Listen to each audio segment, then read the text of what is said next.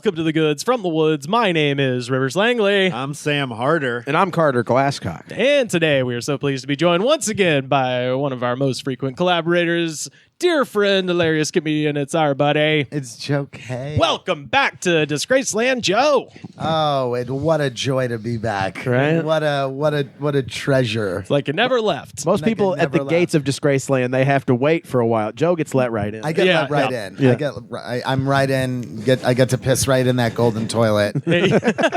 in Rivers' room. Yeah. friend of the show, Jesse Case, at some point was dating a lady who worked at Graceland, and he got to see the toilet.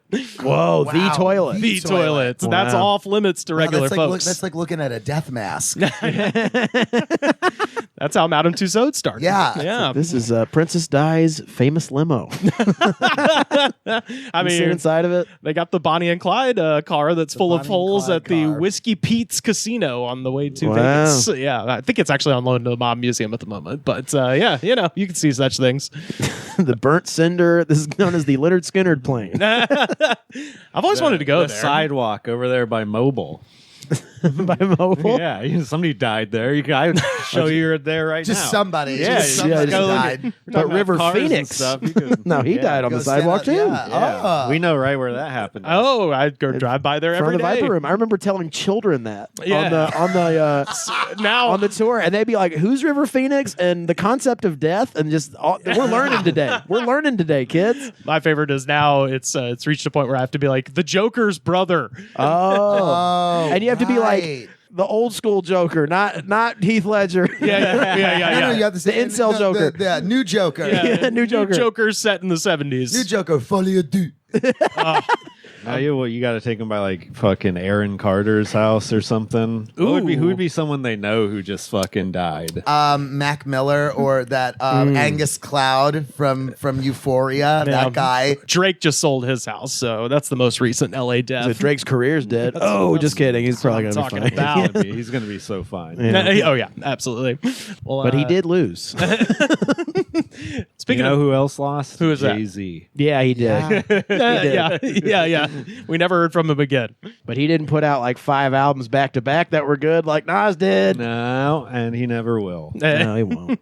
He had one after that. I liked the Black Album. Yeah. I particularly liked the remix Gray Album. With, I knew you were With going to Linkin say Park? that. With you Linkin know? Park? Yeah. No. You like, you like the Yeah. Linkin Park album? Yeah, he likes the Linkin Park. Yeah, I like like it. the Linkin Park one. No, the You like Mike Shinoda? Danger Mouse. Oh, that's right. That's yeah, right. Yeah, yeah. the one with Yeah. the Beatles. Yeah. The Mike actual- Shinoda. Chester Bennington. Yeah, that's right. Linkin Park. Yeah. It's so rare when Sony can make something that is better than the original, and that kind of is a commentary on the original not being good enough. It's Yeah. true. Because usually they try to remake anything, and it's not as good as the. How could it be? It's the original. His heel turn to being a billionaire too made it that much easier to hate on him because it's like name one good billionaire. Now he's Yeah. one of them, and it's easy to hate on him, especially because he lost to Nas. I mean, my answer to that question is always Rihanna. She a billionaire? Oh yeah. Fendi, dude. Between the cosmetics and the fashion, that's where the money really is with her. She actively attempts to not be a billionaire. Like she gives away so much money, but like She does the smart keeps thing. making so much money. She does the smart thing where she's mostly in seclusion from the public, so she never has a chance to say anything stupid that could be taken out of context. So she really controls her own PR pretty fucking well. Oh yeah. And that's one of the biggest things about people loving Rihanna, in addition to her music and products. Totally. Yeah, but it's like no wonder we're never gonna get any music from her. She doesn't need to. She's gonna eternally make money from Umbrella. Now, Yeah. correct me if I'm wrong, and you can edit this part out. Does she go by Queen Riri? That's one of her aliases. Not I think. Queen, but I think just Just Riri? Yeah. Oh, but I do just remember. I went we've by all that been alias saying too it in wrong. middle school.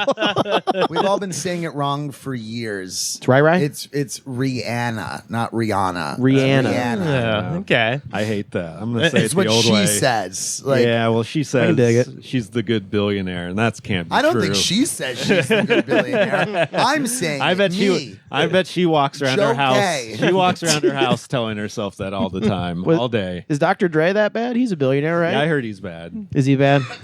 I don't know. Apparently, he wakes You know up. how much blood is coated on every pair of Beats headphones. Apparently, he's a guy who will never wear the same clothes twice. So he wakes up every day and puts on a brand new shirt and a brand new pair of Air Force Ones and wears it for that day. He'll put on a pair. He'll put on a diaper and he'll shit it. And he'll be like, "I'm done with this." And then he just he'll throw it down and and then he just be throws changed. it away. And every day he gets a new shirt and a new pair of Air Force Ones. I don't know if he changes his pants that often. That I hate. I hate that. Yeah, It's pretty despicable When you hear behavior. that, you know he's into a bunch of other just rich guy douchebag stuff. Maybe he's. You could see him deleting Diddy's number out of his phone. Oh, definitely. I guess the So many people only do. thing that would make that halfway acceptable is afterwards, it's and then I give it to somebody. That's what I was thinking. Game worn. That's what he's. It's not just in a fucking landfill. That's the claim. Is that he, There's a big furnace in the middle of his house that it's yesterday. It's called the yesterday's clothes It's furnace. just oil. It's just one of those oil drums with a fire in it. Yeah. Just That's his billowing black smoke coming out of his mansion every day. That's his MTV Cribs. Is this house is powered by Fruit of the Loom. Believe it or not.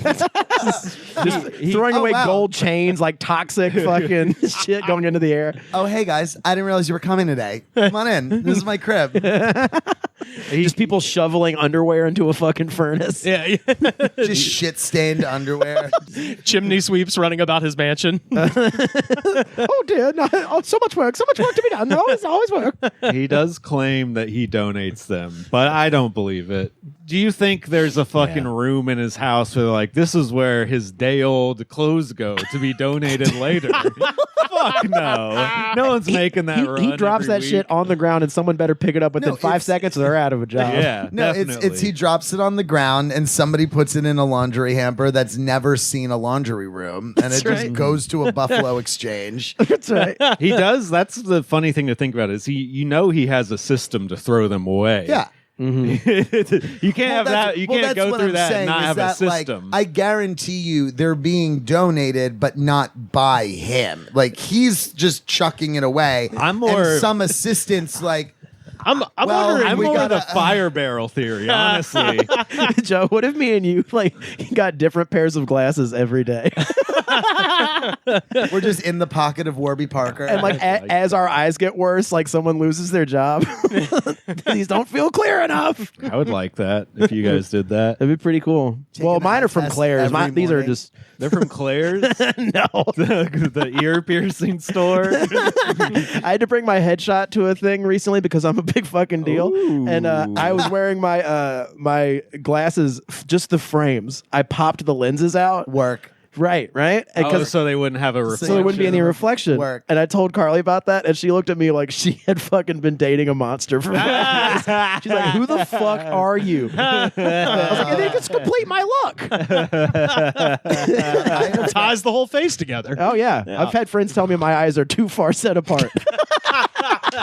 Really reins them in. Yeah, it does. You've They go feral if you don't. You've got wandering eyes. I need these motherfucking 2003 fucking Wayfarers to do the Well, trick. the hilarious part about that is they know nothing about your vision by looking at your headshot. So if they notice those aren't there, they're just going to be like, "Whoa, this guy's a fucking freak." I'm typecasting myself as fat office friend. Who wears no lenses Look, in you his do what you glasses. got. Look, you do what you got to do. Yeah, I mean, in this crazy topsy turvy town, Yeah. boy, I tell you what. I'll take any of the work now.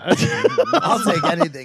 Do you understand how fast I would go back to doing background work if I got the call today? Yeah. If I got the call right now from me that number too. that is still saved in my phone, I would leave this room and Perfect go to segue. I was So gonna you used to say- do background Yeah, work. dear a audience. lot of background work. About 2 minutes before this podcast started recording, I found out, having known Joe Kaye for the better part of a decade, that you used to do background work on General Hospital Yes, for a long For a time. long time. That rocks. Tell It us. was real. Honestly, it was the best job I ever had. Were you there in the Franco years? No, I was not there in Okay. the Franco years. Gotcha. And if I was, I was never. He was never there when I was there. Okay. I was always very specifically. I was an orderly at hospital. At hospital. Yes.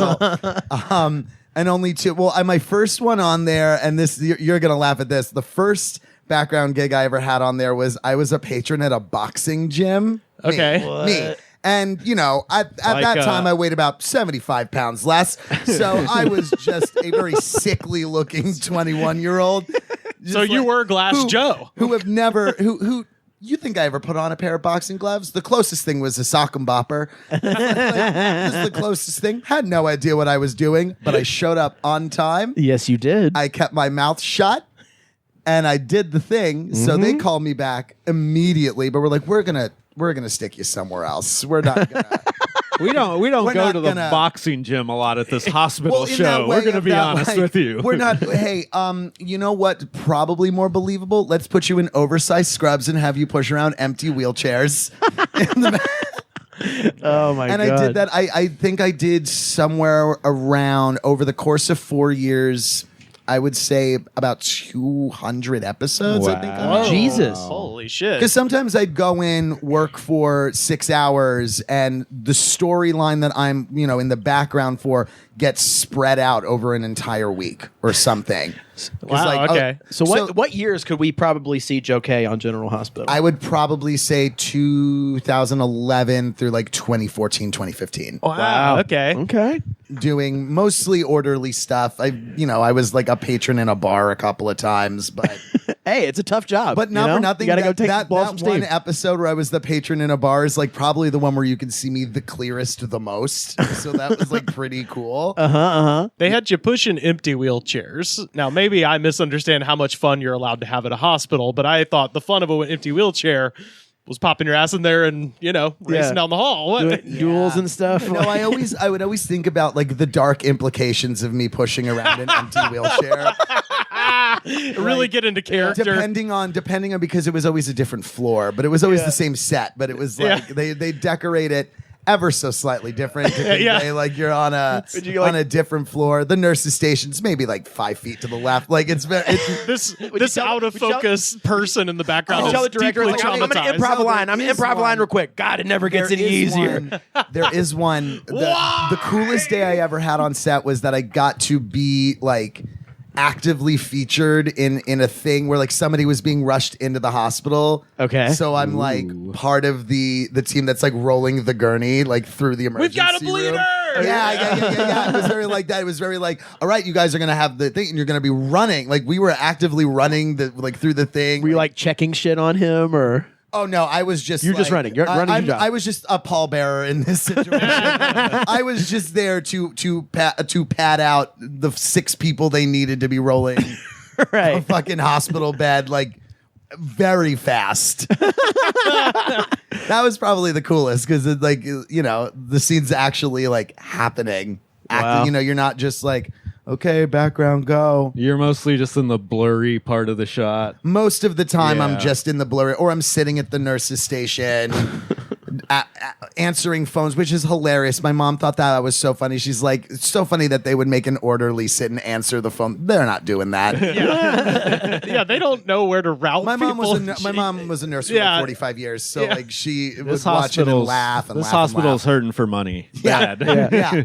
But what it was it was a shockingly welcoming environment.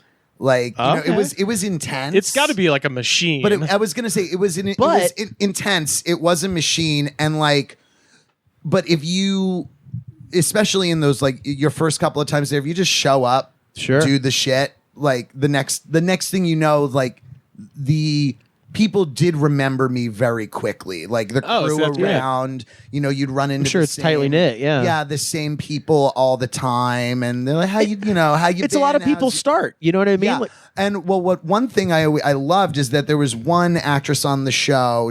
Her character on the show was like the head nurse, and she had started 20 years prior as background. So she's probably like- just a regular nurse at that point. yeah. Like she was just like another background actor, and then like showed up, did the job, did it all the time, and eventually Wow. like they cast her on the show. Like because that's what you do. You go from background, then they give you a line, they'll give you 2 lines, and then they'll give you 5 lines.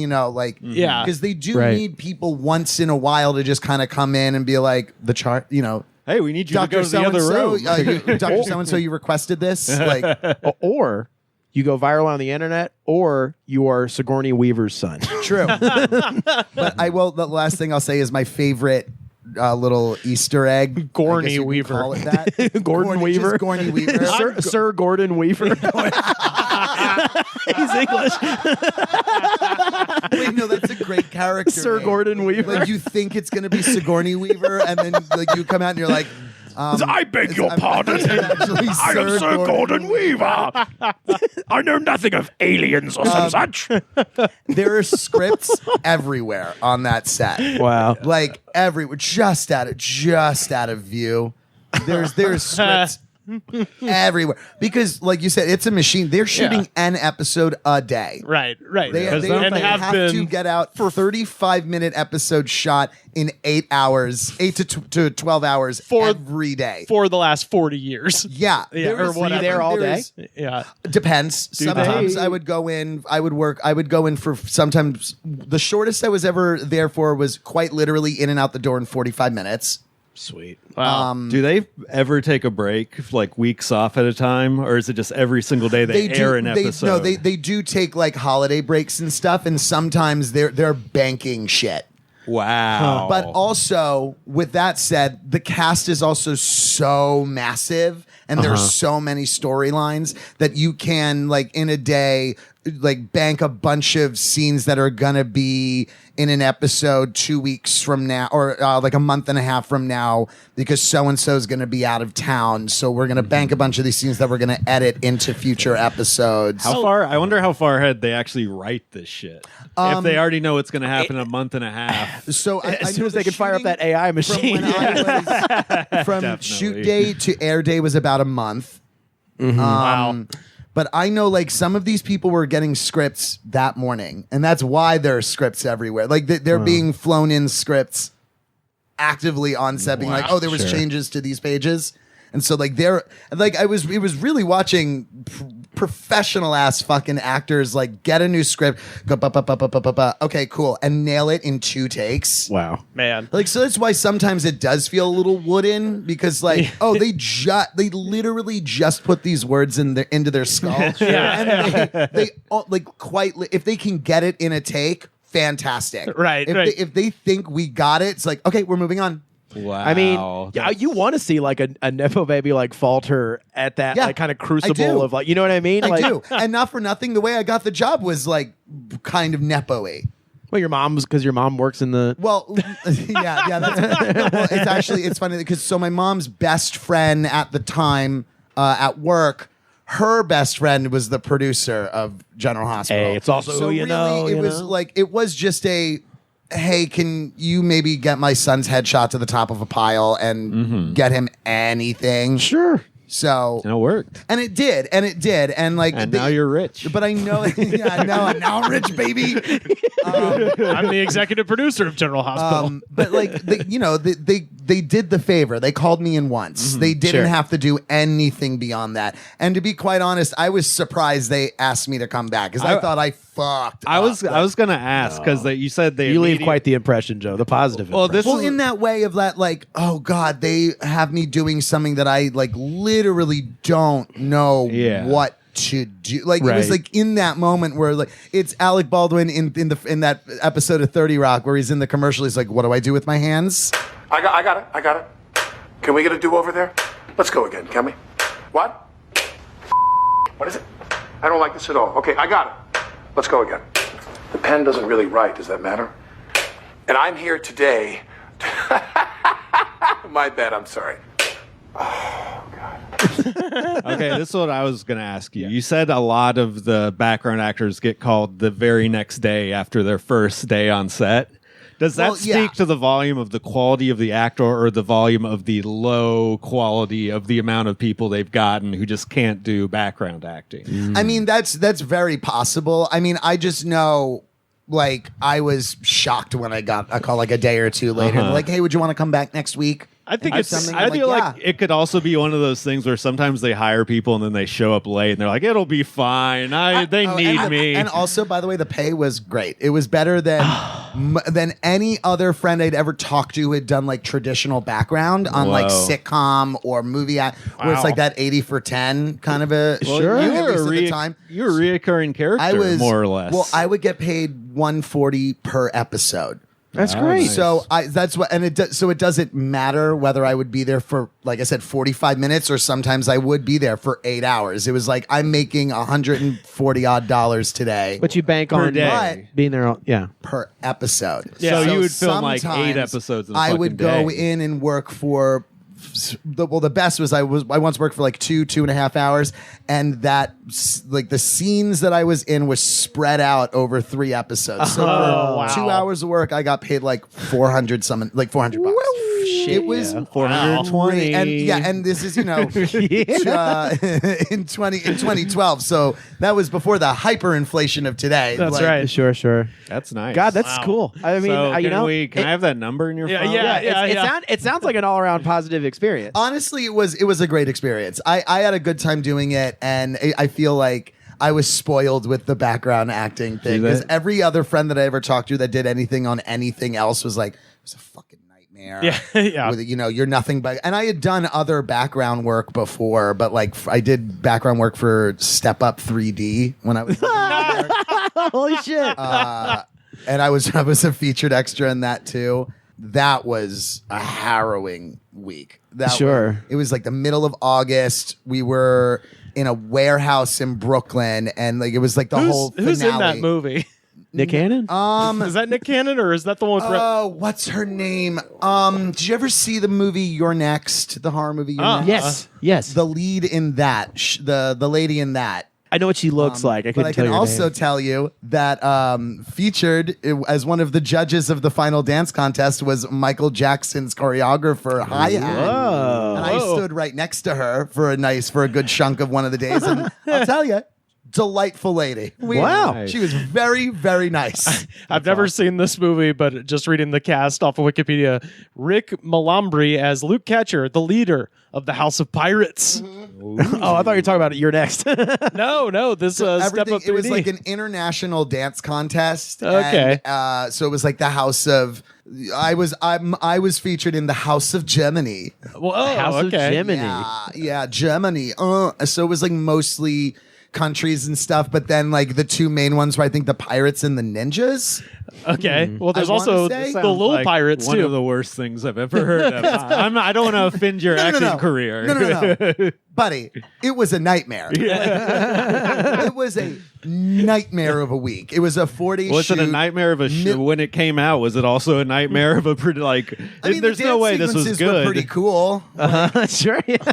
Like It's entertaining. it was Critical entertaining, reception. and I will say, like getting to watch those in person, it was like, yeah, at least at least you were kind of getting a show. Sure. But it was so fucking hot in there because there was like there was probably at least 1,000 people, all packed into an unair conditioned warehouse in Brooklyn in the middle of August. Sure. Where there are PAs actively, they're out of frame in any of these shots, but there were PAs crouched down on the ground with like box fans and pitchers of water. And the minute they'd yell cut, they'd be standing with the box fans and just like going like this, like trying to cool everyone oscillating. down. People PAs walking around with water. Who needs water? Who needs water? We don't need any more people passing out. Yeah. $30 million budget made $6.5 million. Yeah, wow. Oh, wow. Yeah. Most of that went to pay Joe. I got paid. I got a fat fucking paycheck from that because we Did went you? overtime every day. Hell yeah. We were supposed to be there for 8 hours every day. We were there actively for about 11 and a half to 12 God hours damn. every day for a week. Well, no wonder Lordy. they went fucking way over budget. Yeah, they really went over budget. My jaw hit the floor when I got that check. Like a week later, I was like, holy shit. It was the most money I'd ever seen in one check to this day. God That's damn. kind of one of those like, maybe it's all going to work out moments. You know what I mean? Like, Yeah. and you're that young too. Like, Oh, yeah. I was like 18, 19. Oh, yeah, dude. My life's gonna be good. Cut to you talking to me in this room. I did 2 episodes of Reading Rainbow, Step Up 3D. I'm ready to go to LA. Cut to me and Sam being like, "Do you still have that number? you still have it?" Okay, here's my question. I mean, that Step Up one, I think I got from like the equivalent of like a backstage.com. Like I had Yeah. just responded to a cattle call. I thought that was for like that. fucking horror website. Dude, I have a story kind of like being on the set of something and like entertained by like or interested in what's being shot. So I got to be a PA on the movie 42, the Jackie Robinson movie, because it was shooting in Alabama and in Tennessee and in Georgia. Shout out to Roy Wood Jr. just put out his documentary about Rickwood Field. And that was the first day we shot was at Rickwood Field. Yeah. And my buddy Milton got me onto it. And I got to meet Harrison Ford and Chadwick Boseman and all these people. And but there's this one scene where it was like they had to warn everybody, and it was like, all right, this next scene is going to be very historically accurate. Oh no! So everyone just prepare yourselves. And like it was like you see the background, and like half the background are these inflatable dummies that are put in suits, and then there's like real people near the front, and they all look like Timothy McVeigh. It's like it's people who are being offended by. They're all screaming the M word. Well, it's Alan Tiddick. The wonderful character actor Alan Tiddick is cast as the racist coach. Well, tell me about this guy that you play, because he was a real person. So what was it like to sort of take on this character? Because he's not necessarily the most likable guy in this story. No, he's not. His name was Ben Chapman. He was the manager. He was a manager player of the Philadelphia Phillies at the time when Jackie Robinson crossed the color barrier and became the first African-American into Major League Baseball. And he took it upon himself to, whenever they played, they had a series of 3 games, started in Brooklyn. Whenever Jackie was at bat, he'd come out of the dugout and he would yell every racial slur he could come up with at Jackie to try to rattle him, to try to throw him off his game, to try to get him maybe to fight him, just to ruin him. He wanted him out. And so that involved standing in the sun for several days, just shouting racial slurs at Chadwick Boseman. It is like you couldn't hear a pin drop. Like, I mean, he's going on this tirade against Chadwick Boseman as Jackie Robinson, and he's like saying the horrible shit, and he's like, they're just like letting him go take after take after take. And like, now get a little crazy with it, Alan. I mean, like, seriously, let's do a silly one. Have fun seriously. with this. And then like I saw a goofy one. and I remember seeing this, and dude, I remember the dude who played Artie from fucking Pete and Pete was in it. What? And No way. yeah. What the fuck? And he's also the voice. He's a bunch of voices on King of the Hill. And like I got talking to him. I was like sitting next to him, and he was in like but we were watching the scene or whatever. And then I remember seeing Alan Tiddick at the Crafty thing, and I was like, because he's Steve the Pirate, or The Crafty thing. Eric Crafty, where the food is. The craft services. Well, it's called Crafty. They call it Crafty. But you said the crafty food thing. The crafty thing for the people. For the people. The food tent. But food- I the remember food like table. going up to him and being like, "Hey, good job," and like he was like, "Oh, this guy's from Alabama. He's probably like loves all the things I was saying." I was like, "No, I meant like good acting. because he was acting. like, thanks." Yeah. he was kind of like, thank you, I guess. Yeah, not really the thing I wanted to compliment. Right, on. right. Yeah. Yeah. I was just more like we just found ourselves at the same table, and I was like, "Hey, good job, man." Dude, I never even heard most of those slurs. Those are crazy. Shit. But yeah, I was gonna say, And he's got to feel awkward doing that. Oh, Because yeah. I mean, he probably got the opportunity to do the role and then read the script and was like, oh no. Yeah, I'm sure he was like Harrison Ford. Fuck yeah. And then I've always thought about like how would I react to if I got a role like that in something like it. I genuinely. It would take a lot of fucking work for. Would for it? me to- I mean, no, you're not- like you're not I am playing not- Joe Kaye in the movie. No. Yeah. But what I'm saying Yeah, is like but- I'm like if I even think that if that word goes through my brain, I'm like, oh come on, man. Like I've like you know what I Right, mean? right, Like, right. Where it, like.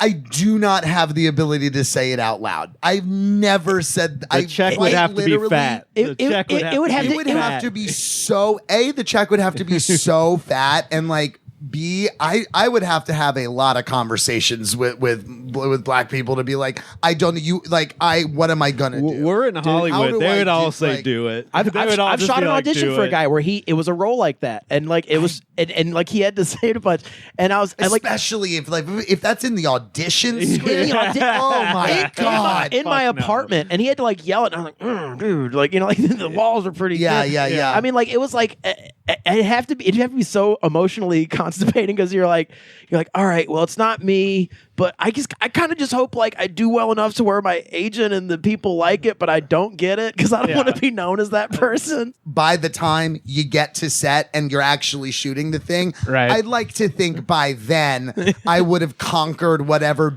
dumb white guilt I'm having about it. Well, you like then. have to learn. I can imagine there is lines and like shit. there's some similarity to like a porn actor being like, all right, like the sooner I come, the sooner we can all go home. That's kind of how I feel. Yeah. Check has to be fat.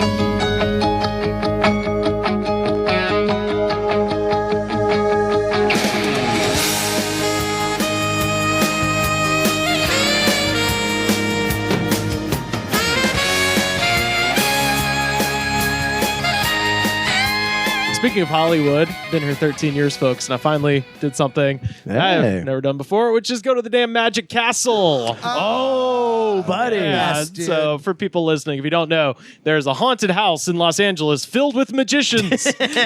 And they will make you wear a tie. You will have to buy a $40 tie. But I will say, if you are over the age of something, they will let you wear orthopedic shoes. Oh, is that right? Yes, Nice. because Oh, nice. 100%. My dad is a wobbly son of a bitch.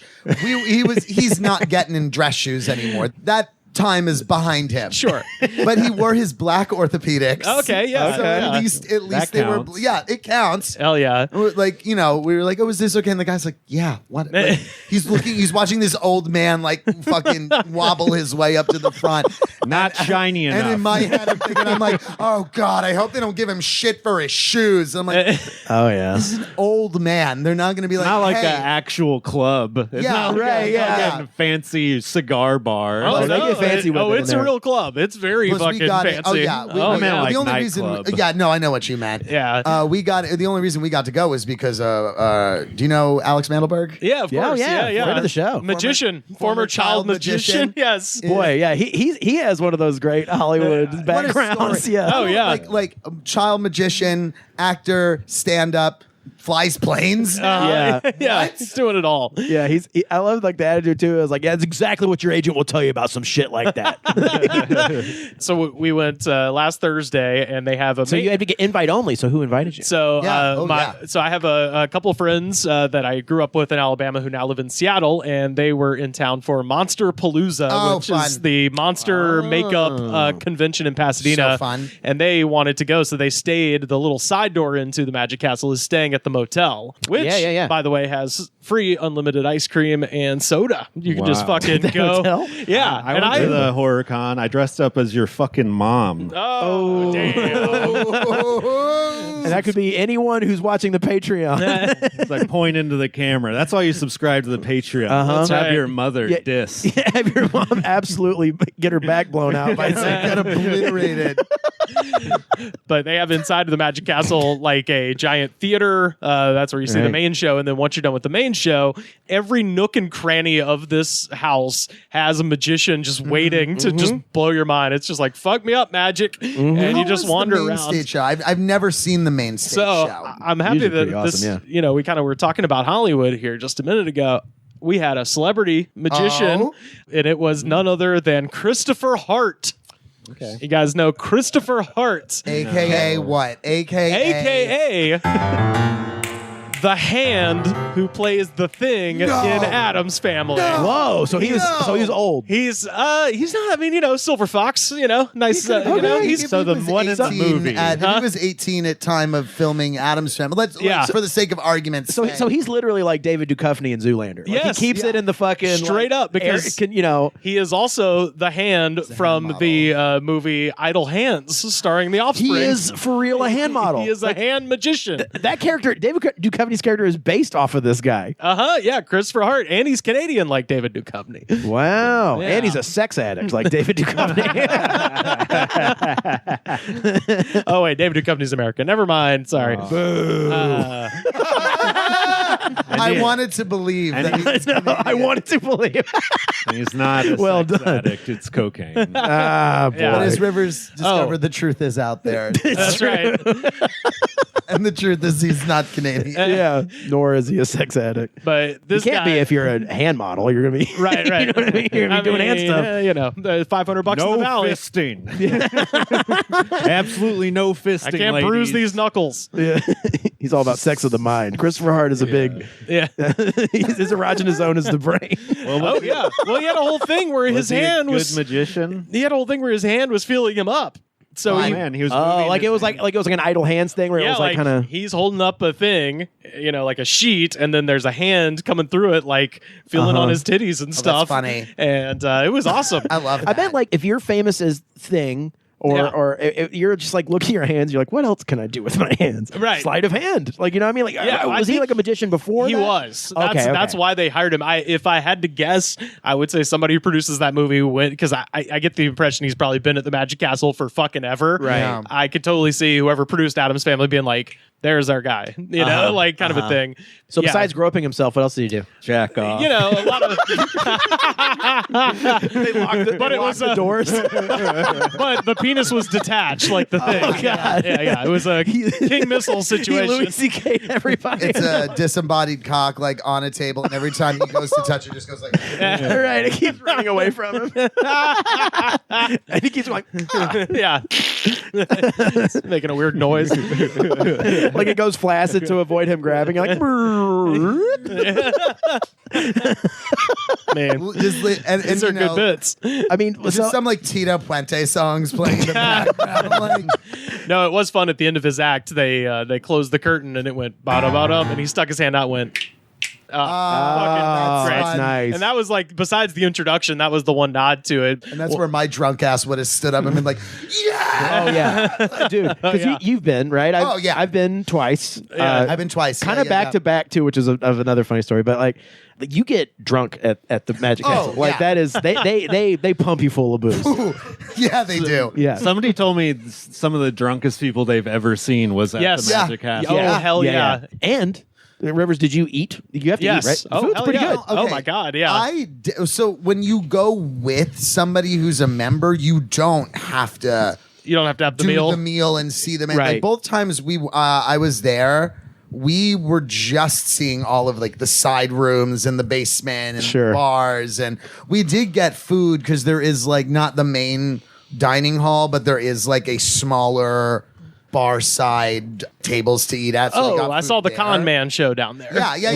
Right. My personal, did you see the bar show? With the Con Man, where he was talking about like the 3-card Monty and all the. Did you do the dollar thing? No. What was the dollar thing? The cocktail shaker and the lemons. Did you see? Oh, yes. that? Yeah, Okay, yeah, I did that's see my this. favorite He writes show. your name on the dollar. Oh, goddamn! He still got it. cool. Look at this. Show the people. It still I says keep it- Carter on there. Until I make my big break. Wow. So yeah, this is like they do a bar show thing where a guy who has been on Carly freaked out because the guy's been on Gilmore Girls before. Oh, sure. You totally recognize it. Priorities. And like he yes. does this thing where like he's like, now someone from the audience give me $1 or whatever, and I was like, here you go, buddy, because I was really drunk. Yeah. And he was like, he like guesses the serial number off of the dollar. Like actually, like nails it, or he's like, I feel like there's He- a 6 in there. No, he nails it. Like he nails it, and then he's like, now take a look at it in your pocket, and your name is written on it after it's been in your wallet. I mean, it fucking blows your mind. That's crazy. And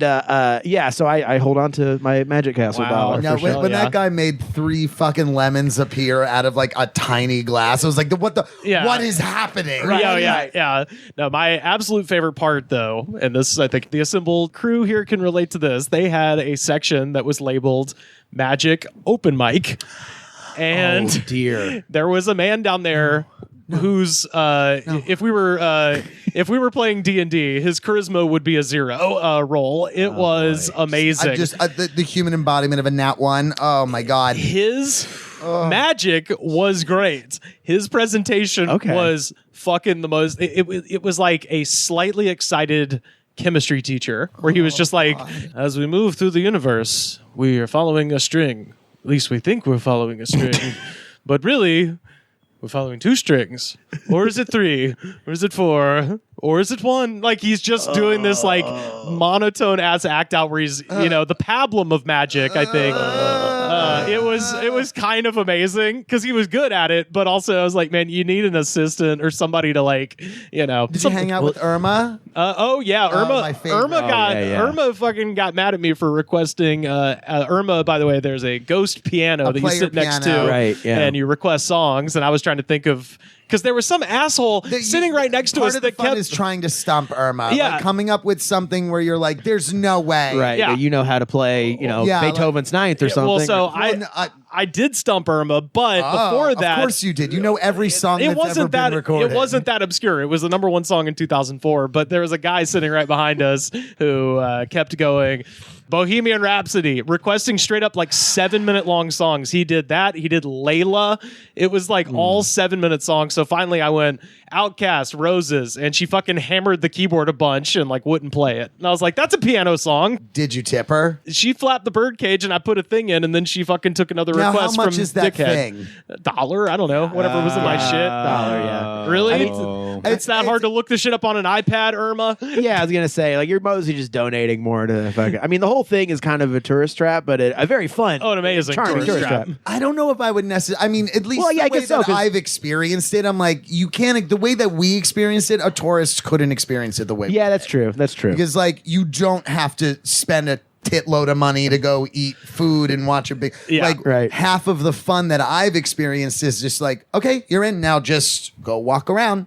Yeah, stumble on some shit, have fun. Oh, and I love how they thing, wrangle you too. They'll be like, "Hey, a weird show's about to start in here." And you're like, I did. I got my request got played. I got her to do Crocodile Rock. Oh, which so was nice. really That's fun. great. Yeah. And then my dad, I thought he was gonna stump her with "Rainy Day Woman 12" by Bob Dylan. Yeah. And you should take your parents to the Magic Castle. Sam's parents are coming into town. You should take them. Ooh, there we go. How much does it? Don't you have to get invited? Yeah, I guess that's the whole. I don't know. Well, I mean, look, here's invited in the sense that you go on their website, you give them your email, and then like your name is put in a fucking like rotation. They're coming next week. Have them stay at the Magic Castle Hotel. Get the free ice cream. I had a roommate that used to work there. He hated it. Yeah. A lot of Australians would come down in the morning and ask for Vegemite to put on their toast. You don't have any Vegemite. Yeah. No, they literally would carry it there because it was such a common request. Here's your tip. Watch it disappear. Yeah, right. You don't have any black salt slime? Why not? Black salt slime. That's what it is. That's what it's it just is. chicken broth. Yeah. Yeah, and it's kind of good. Yeah, you got to I'm do sure it. it I is. know It's Australia. You got to small do the amounts. thin layer It's on the butter. thin Yeah. layers. Yeah. A dabble do you? A dabble do you? A dabble do A you? dabble do you? Won't it, mate? But the only reason people would stay there was to get tickets to the Magic Castle. Oh, yeah. Sure. Yeah, and the ice cream. Look, my parents hate spending How money good on was stuff. this ice Right. cream? Look, they got free soda and free ice cream. The soda is a freestyle machine, which means think you it's like- can it's Okay, the now deal. that's- right, yeah. which means you can make any kind of fucking That's float tea. you want. Cherry vanilla Coke Floats? is my tea. Yeah, Yum. but you can make it into a float too because they got an ice cream machine. Well, shit. That's Cherry pretty Coke. nice. See, So now you're it's just like sounding pretty describing good. fucking Golden Corral, basically. And then And I love a golden corral. I don't. I've I'll tell grown you- up. I'll tell you what, and then you can go walk up a hill and go eat dinner at Yamashiro. Then you Oh, could go yeah. down to Hollywood Boulevard and watch some guy shooting up on top of fucking Donald Matt Duck. LeBlanc's Yeah. fucking star. Go down to the Laugh Does Factory. Matt LeBlanc have a star? Surely. No. I'm sure he does. So many people have stars. Yeah. So many I mean, people doesn't have it? Like stars. Carrot But Top if- has I one. was going to say, if anybody from the Friends cast was going to have one, I'd expect it to be Aniston. Yeah, or She's Matthew gotta have Perry. one. Courtney Cox Rip. might have Courtney one. Cox might have one. I don't see any of the rest of them. Genuinely. The monkey. I don't No see Schwimmer? Not I one don't for see- Schwimmer? I don't see Schwimmer or Kudrow spending the money to get the star. Because they'd be like, why do I need that? I don't need that. Yeah. So people can walk on you all day. Take a fed shit on you. People come and people go. Sometimes without goodbye, sometimes without hello. She got one magic trick, just a one, and that's it. Oh, she disappeared. It's like her, now you see her, now you don't. You think you're gonna get to know her, now what you want. She got a one magic trick, yeah, just one, and that's it.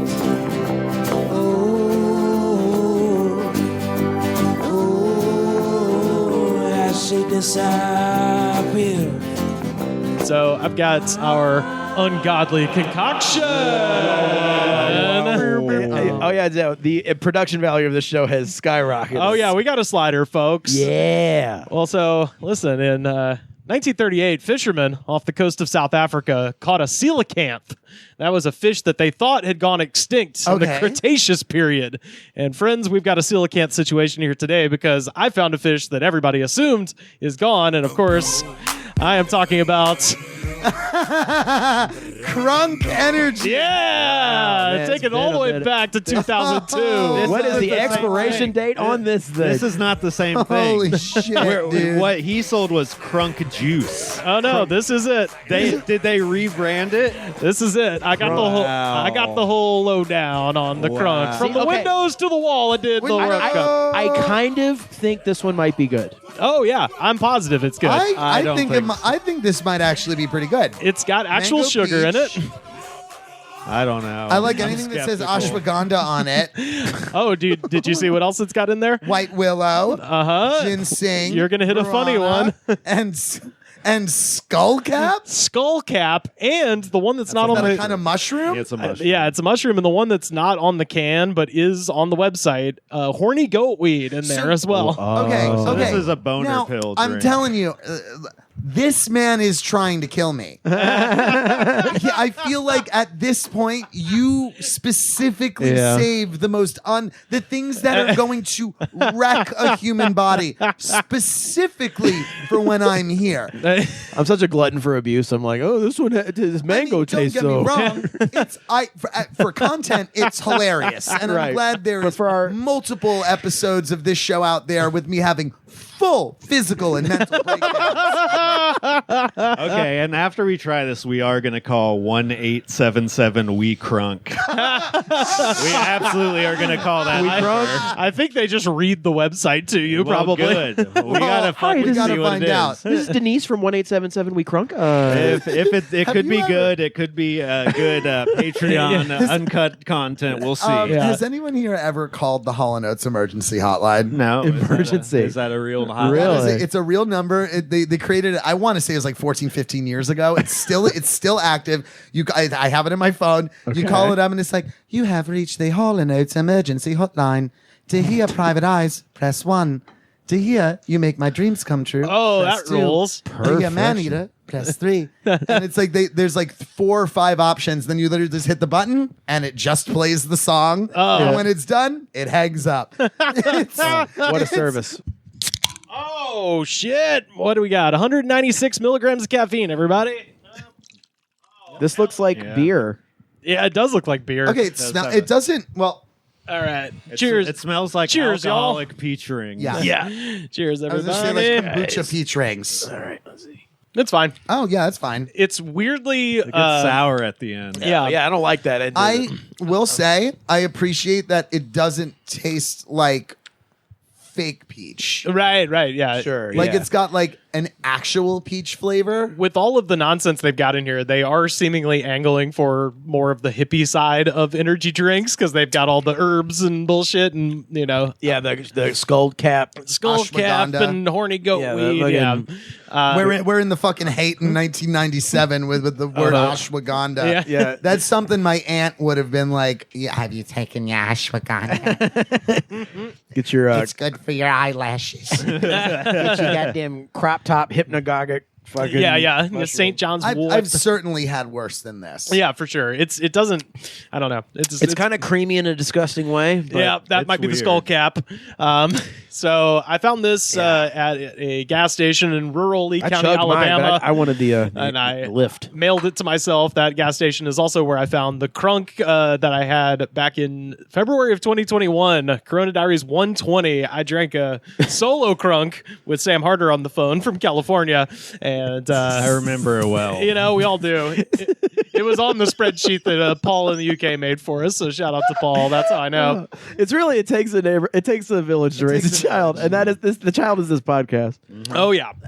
I feel odd about it. I don't hate it, but well, I found this. I almost don't like how natural tasting it tastes. I know, right? I want it to be faker because it's CRUNK, right? Yeah. If we're gonna be completely honest, I hate the color. Yeah. But I mean, over ice with like a little bit of vodka in this. There we go. Like that's or really nice. Maybe even like a little rum. Yeah. Little rum, but I always associate like that peachy flavors with vodka drinks. Yeah, I over feel you. A rum drink. Sure. I don't know. That's just my. Every time I see peach anything on a cocktail menu, I'm always wanting it to be a rum drink, and then it's always a vodka drink. And I'm like, ugh, I don't want fucking vodka. So the man responsible for this, besides Lil Jon, not Lil Jon? His partner in this whole thing is Big John. Yeah, Big John. No, so back in the early 2000s, Lil Jon was on a tour that was sponsored by Grey Goose Vodka, and that's when he met the octogenarian liquor tycoon Sidney Frank, who looks like a cartoon fucking villain. He's got like a riverboat gambler kind of voice, it seems. Yeah, well, so he's from New York, so he's kind of got he's got this kind of a voice. Yeah. How you doing? This is my my business associate and friend, Lil John. Yes. Tiny John over here. Hey, look at him. Wee John. So together they decided to create an energy drink, and they launched CRUNK 20 years ago, y'all, 2004. Oh, yeah, and, this is an OG one. Yeah. This is from a 2009 article in Bev Industry, quote, and this is terrible. CRUNK sponsors bands and DJs in the beginning stages of musicianship, although the sponsorships are not necessarily monetary.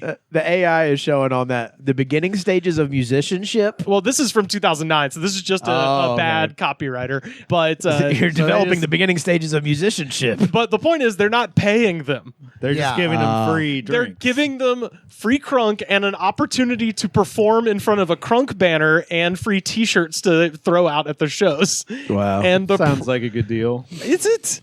It says I mean, that's paying you an exposure. Is it? Yeah. Totally. Says, is it the guy who's addicted to energy drinks? Is it worth it to get free energy drinks? This kind of makes me recall a story, if I may. Yeah. So there was this one time in Birmingham, there was this like punk show. We were all playing punk bands and stuff, and there was this show that Converse, the shoe company, wanted to put on this show. They were going to sponsor it to compete with Vans Warped Tour. That makes a lot of right. I'm not even kidding. Like that makes sense to me. Yeah, Converse Canvas Tour. Converse Canvas, and like so. But it was at this like little like bookstore where we used to play shows, and it was the lamest thing. Like they had these actors come in and be like, "Oh man, like being at the rock shows is so crazy. Like being at rock shows is crazy, and hanging out with my friends." And they were all like taking pictures like by certain little corners or whatever. And we all just started like we're holding down vomit the whole time. Right. So we all started quote mistakenly thanking combos for the show. And so we all like someone went out to the store and bought tons of combos, and we were like handing out. He's like, "We want to thank combos. We love their pretzel flavors. We love ranch. We love pizza."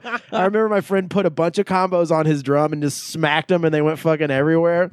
It was a nice little. Awesome. Now at this moment, back then I was like, "Boy, I was cooler back in the previous life." Now I'm like, I would do anything for Converse or combos. I would do anything for a free pair of shoes. Whatever you need. So they asked the CRUNK CEO Tom Malky what the services they were providing by these non-monetary sponsorships, and he says, "quote, their band is on our website, and we connect them through Facebook." It's like, thanks, Tom. That's gonna definitely put gas in the tank to our next show. But yeah, so Sidney Frank, I mentioned connect them on Facebook. Yes, they're gonna do that for you, so you don't have to go on Facebook. And yeah, this is it. That's right after MySpace. If that were 1 to 2 years before, it's 09 when he says this. No, that's what I'm saying. If it was like 06, 07, that would be, and we connect them on MySpace. Right. Like that really goes to show you that 2008 was like the year that Facebook buried MySpace. Yeah. And after that, everything was on everything was visit our Facebook page. Yeah, musicians were the last hangers on, right to MySpace. Yeah. Oh yeah. So as far as Sidney Frank goes, the cartoonish, robber baron guy I just showed you, I mentioned Grey Goose. He started Grey Goose and sold that to Bacardi for $2 billion in June of 2004. Yes, they do.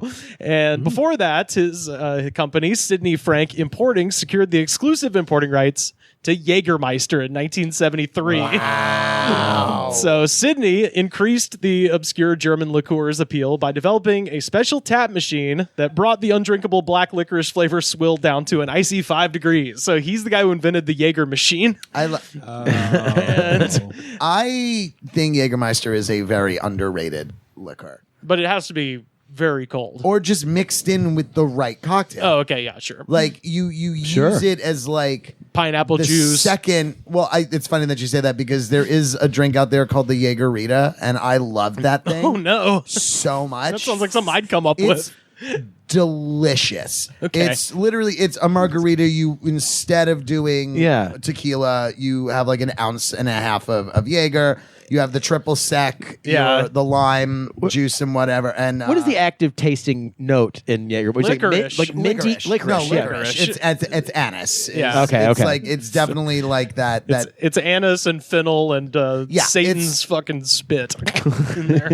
Unrefined fucking palate. I'm like, I don't think I can trust any man that actively is like, well, this energy drink, it's a 5-star from me. I can't I'm right trust there with you you. when it comes to alcohol. It's just licorice. Some raga Jaeger. Jaeger tastes mixed in like with the like that- devil dipped the tip of his penis into it Thank you, before it Sam. was bottled. It really does. Thank Oh, you, that's Sam. Frenette. That's not Jaeger. But with like that with the fixins of a margarita with like the salty rim, it's like it's basically. Hey, it's I'll try candy. anything once. I'll get it. You know. I tried it out of Don't get me wrong. morbid curiosity because I saw it on like a fucking cocktail show that like I enjoy watching. Sure. And I was like, I mean, I'll try it, especially because it's like I get comp drinks at the bar when I'm working. So Yeah. I'll piss away one of my comps on trying that. Yeah. And I took one sip of it and went, oh no, this is going to be a problem. This is really, really good. All right. So Sydney's most revolutionary promotional tactic for Jaeger was hiring hundreds of women with tiggle bitties to fan out across the United States. His words, not ours. Dressed like sexy nurses, and they would shoot shots of Jaeger into the mouths of college dudes for $75 a night. He called them the Jaegerettes. And when 100 I don't like that name. well, Was the economy looking that good in 2008 where $75 a night is worth no, it? this is in the 80s and 90s. Oh, that was definitely worth it. Yeah. So he acquired Jägermeister in 73. This is the late 80s, early 90s. And then 104 of the Jaegerettes eventually got the Equal Employment Opportunity Commission to sue him and his company, saying that they were never provided security. I So don't know literally why. they would just roll up at these More bars, Jaeger! straight More up, Jaeger! just literally being fed to fucking animals.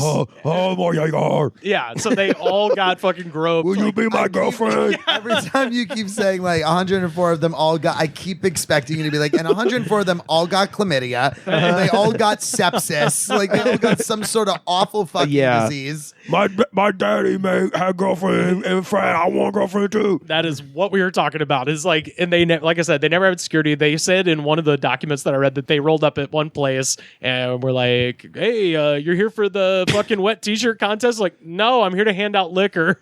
And they're like, "Get in there!" And they felt pressured to, strip essentially. Anyway, they all sued him, and the lawsuit also accused Sidney himself of offering female employees clothing, trips, and job opportunities in return for sexual favors. We were saying that's a reputable company. Yeah. I'm We're just saying it's a that- tasty drink. I'm saying the liqueur, when used correctly, in very, very specific contexts, Right. Is like it just gets a bad rap. Spider-Man has to use his powers for good instead of evil, and Jaeger is the same way as Spider-Man. If I just consumed things from reputable companies, I'd be a millionaire right now. I'd be flying a gyrocopter. I was gonna say though, I'd be a wasted away corpse in the middle of the street because I can't eat anything. Oh yeah. So one woman described being groped in Sydney's limo, and then when she rejected him, getting left on the side of the fucking road. Another Now, which road? 'Cause that actually. well, does- he's based out of like fancy New York area, she's so fine. Yeah. She's somewhere fine. in Manhattan, I guess. Oh, she was fine. What was she wearing? Which road? Oh no! You got kicked out of a limo in the middle of New York City. How am I gonna get anywhere?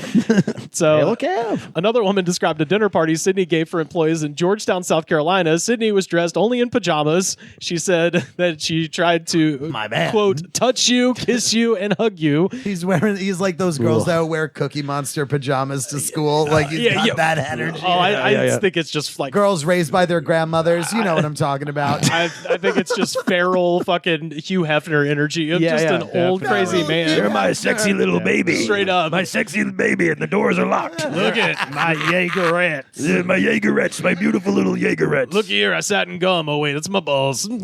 Put more of my delicious Jaeger into those, my thirsty boys. My thirsty boys want Jaeger. My thirsty little boys. My thirsty little piglets want Jaeger. Now take your top off. Take your top off.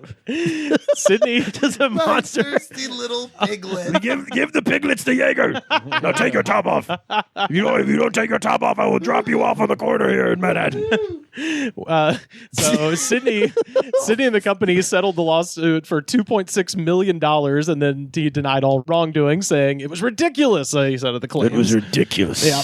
When he was younger, Sydney played golf constantly with Donald Trump. The least surprising thing of all time.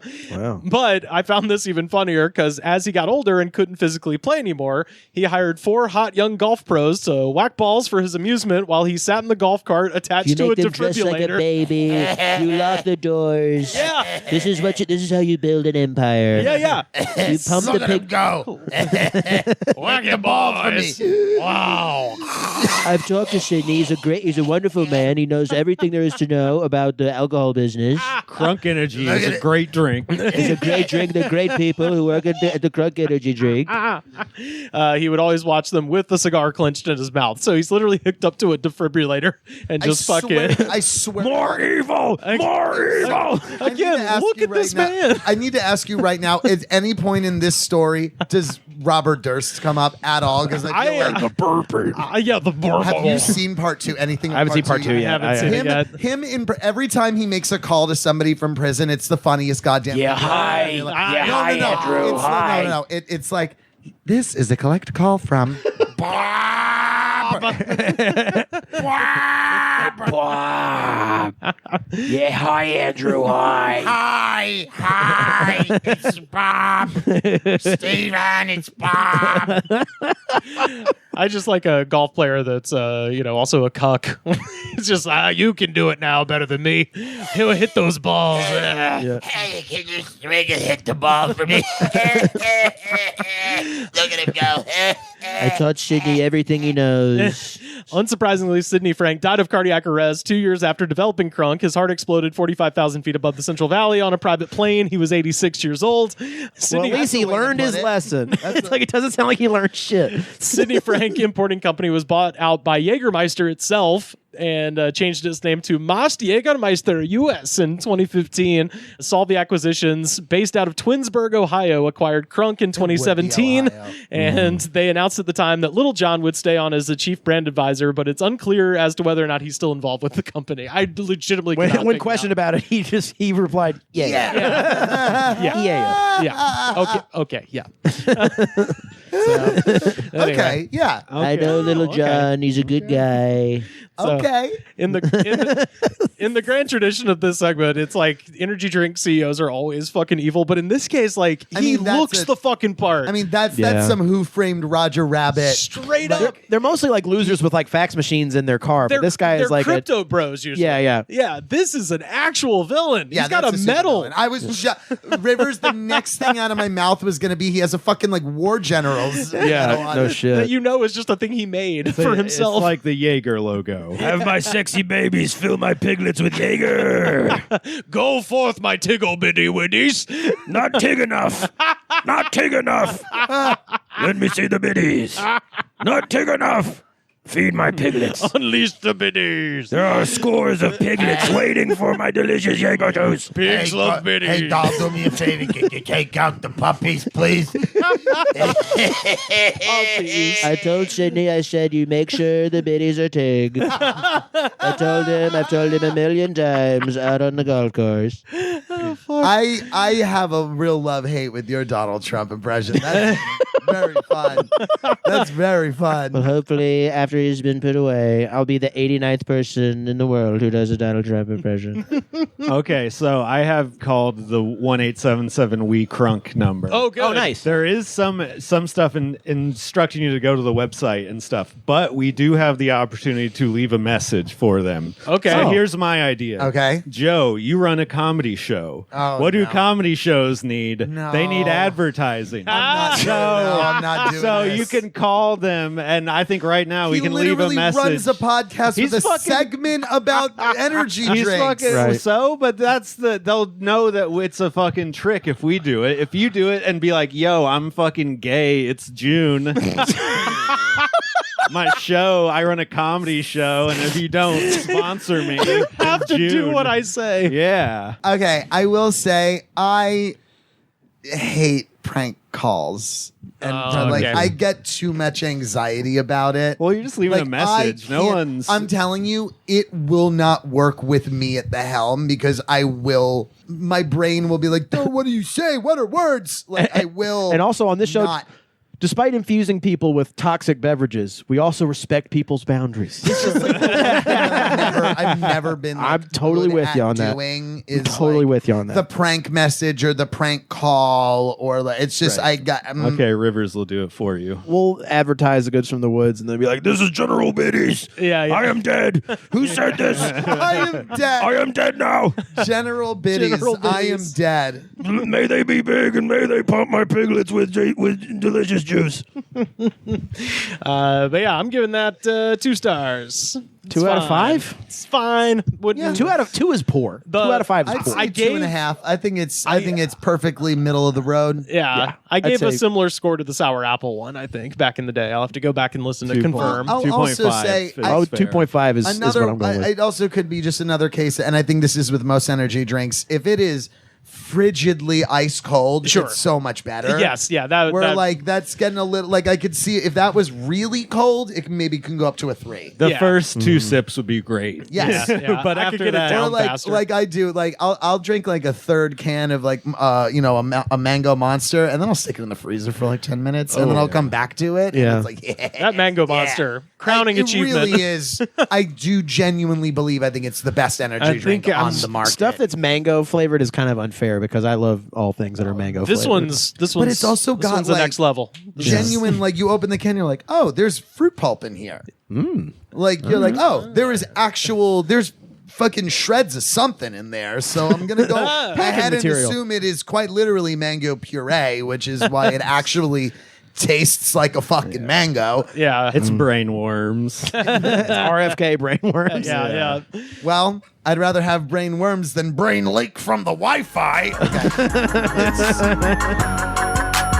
Crunk energy drink. I'm about to act a fool. I'm drunk tonight. Just got paid. Patron on the table. Yeah. Crunk and goose. Oh, straight what you want. Don't get loose. This is CRUNK juice, and this is Little John's drink. I'm down with Lil John, ain't got to pretend. Crunk juice, run the club that you in. If you want to know what crunk means energy. Crunk means to get to a state of mind where you just almost going crazy, but you're not crazy. The main ingredient is horny goat weed, which makes you horny. I'm getting to like it. I'm even having feelings I never recognized before. Grab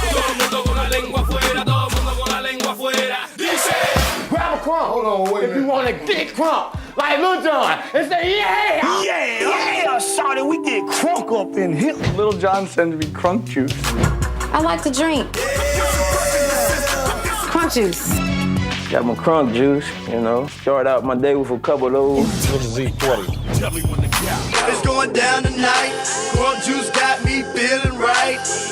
We've had a couple months now to deal with the rollout here in LA of the Cybertruck, and I saw my first one in real life Still the haven't other day. seen one in real life. Have you I see not? them all the time. Yeah, they're everywhere out this side of I mean, I town. work in Malibu, so that's... Oh, that that's makes why. sense. Yeah. Well, Kevin saw one recently, like in the valley outside of a porn store. It's very fun. Oh, hell yeah. I was in Those windows are tinted super dark too. So the Yeah. Glendale Galleria is where I saw my first one. I mean, if you're Parking garage. Yeah, Yeah, There's no greater simping than buying porn from a cyber truck. Well, it's Kevin tweeted a picture of this thing sitting outside of like John's adult store is what it was called. And he just goes, he's like, my cyber truck keeps me safe while I'm buying porn. You're buying analog porn? I mean, who knows what he's buying? Right. It could Yeah. be, it could, Yeah, that's right. It could be. Well, it could be a They got plug. toys. You could That's watch true. That's porn true. on the fucking He's going. No, you know what he's screen. doing? He's going in there to buy like the beginner's fantasy starter kit, where it's like a really shitty riding crop, one single chicken feather on a stick, doubles as cat toys. A butt plug roughly about that big. If you change your mind, you can put only peanut butter into it and about feed it to 2 your dog. inches by a 1-inch diameter. Yeah. Something that's going to get easily lost inside of you. I was a big fan of the tweet where somebody took a picture of a Cybertruck outside of a coffee shop and was like, the driver of this truck is in this coffee shop and everyone is talking shit about his car. And he's so mad. And he's fucking he's fuming. Yeah.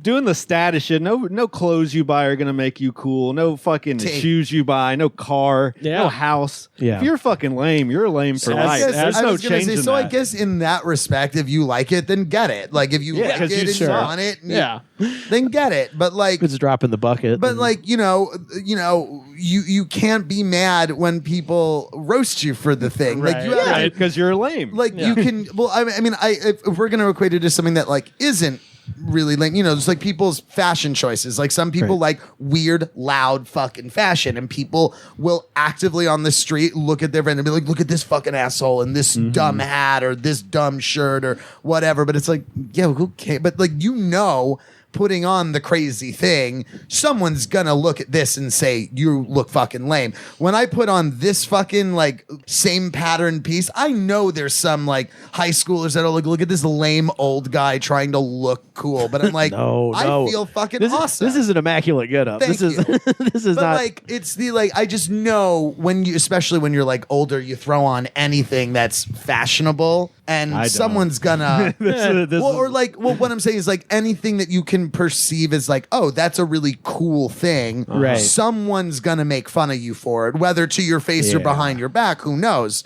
But someone's going to make fun of you for whatever aesthetic choices you choose. Yeah. With that said, everyone who chooses a Cybertruck has a tiny, tiny, tiny penis. My favorite has also been watching people attempting to take Cybertrucks into actual nature and getting them stuck in mud and beaches. Oh, incredible. Fucking hilarious. It's like, just because he said you can use it as a truck doesn't mean it's a truck. Should. Yeah. But, just when I was ready to completely dismiss it altogether, a fallen star made a grand entrance at a rodeo that he hosts somewhere out there in the Midwest. Oh, nice. Oh. That is...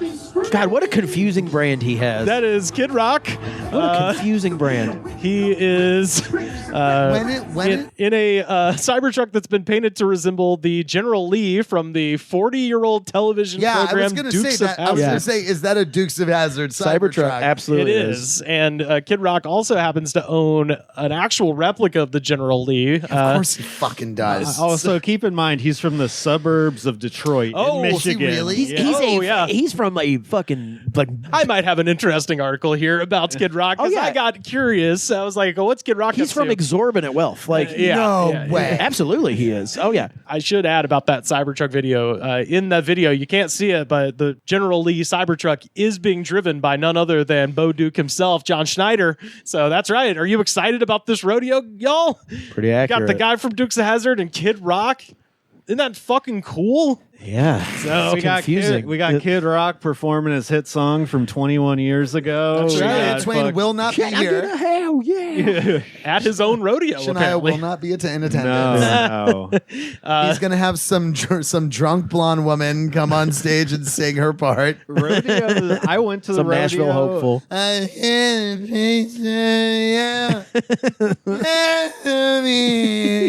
went to the pro bull riding, and the event itself was fun. That sounds cool. But the presentation was so fucking lame. They kept bringing out Border Patrol agents to be clapped for.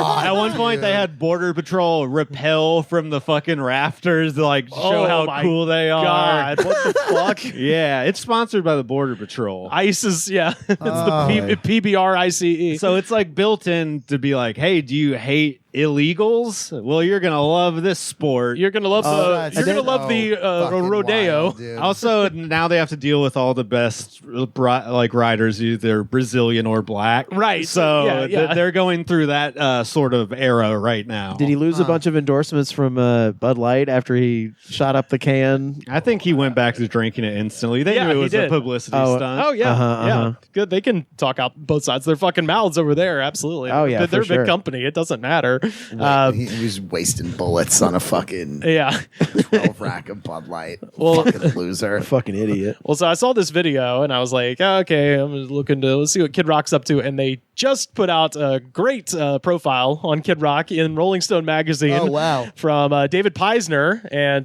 this is also AJ McDougal and Matt Young writing for the Daily Beast. Tell me if you don't get a certain Gloria Swanson movie vibe from the deep well of sadness that this is, but also such sweet schadenfreude. Bob Ritchie, a.k.a. Kid Rock, will readily admit that he lives in his own world, and it's great. As he insisted to Rolling Stone journalist in a recent interview. It's going great. It's great. The rules of that world, though, apparently dictate that Ritchie can do as he likes, including getting belligerently drunk in front of someone with a tape recorder. Thank God. Holy shit, dude. This shit is incredible. After the most incredible part is they're still using tape to record. After switching from white wine to half a dozen bourbon and cokes midway through a sit down with Rolling Stone, the MAGA-loving rocker began shouting at the Is this guy me? Is he just me in a MAGA hat? Yeah. Yeah, a glass of white wine, and it's like, yeah, fuck it. I'll have 6 bourbon and cokes, and I'm gonna be fine. They say I call this interview juice. This is the normal volume of my voice. What are you talking about? I don't have a confusing brand. I'm just living in my own world, which is fueled by alcohol. Nah, this is how I always talk, man. This is how I always do. What are you talking about? I mean, you're having fun. This is how this interview is gonna. It is exactly what you've just done in real life. Because do they hit him with the he, and do they fucking tell him about like, hey, so you grew up on a manor, right? No, the first if I see him down in a glass of wine and we're sitting down for an interview. If I'm going to interview Kid Rock just to troll him, first question out of my mouth are, so your pronouns are?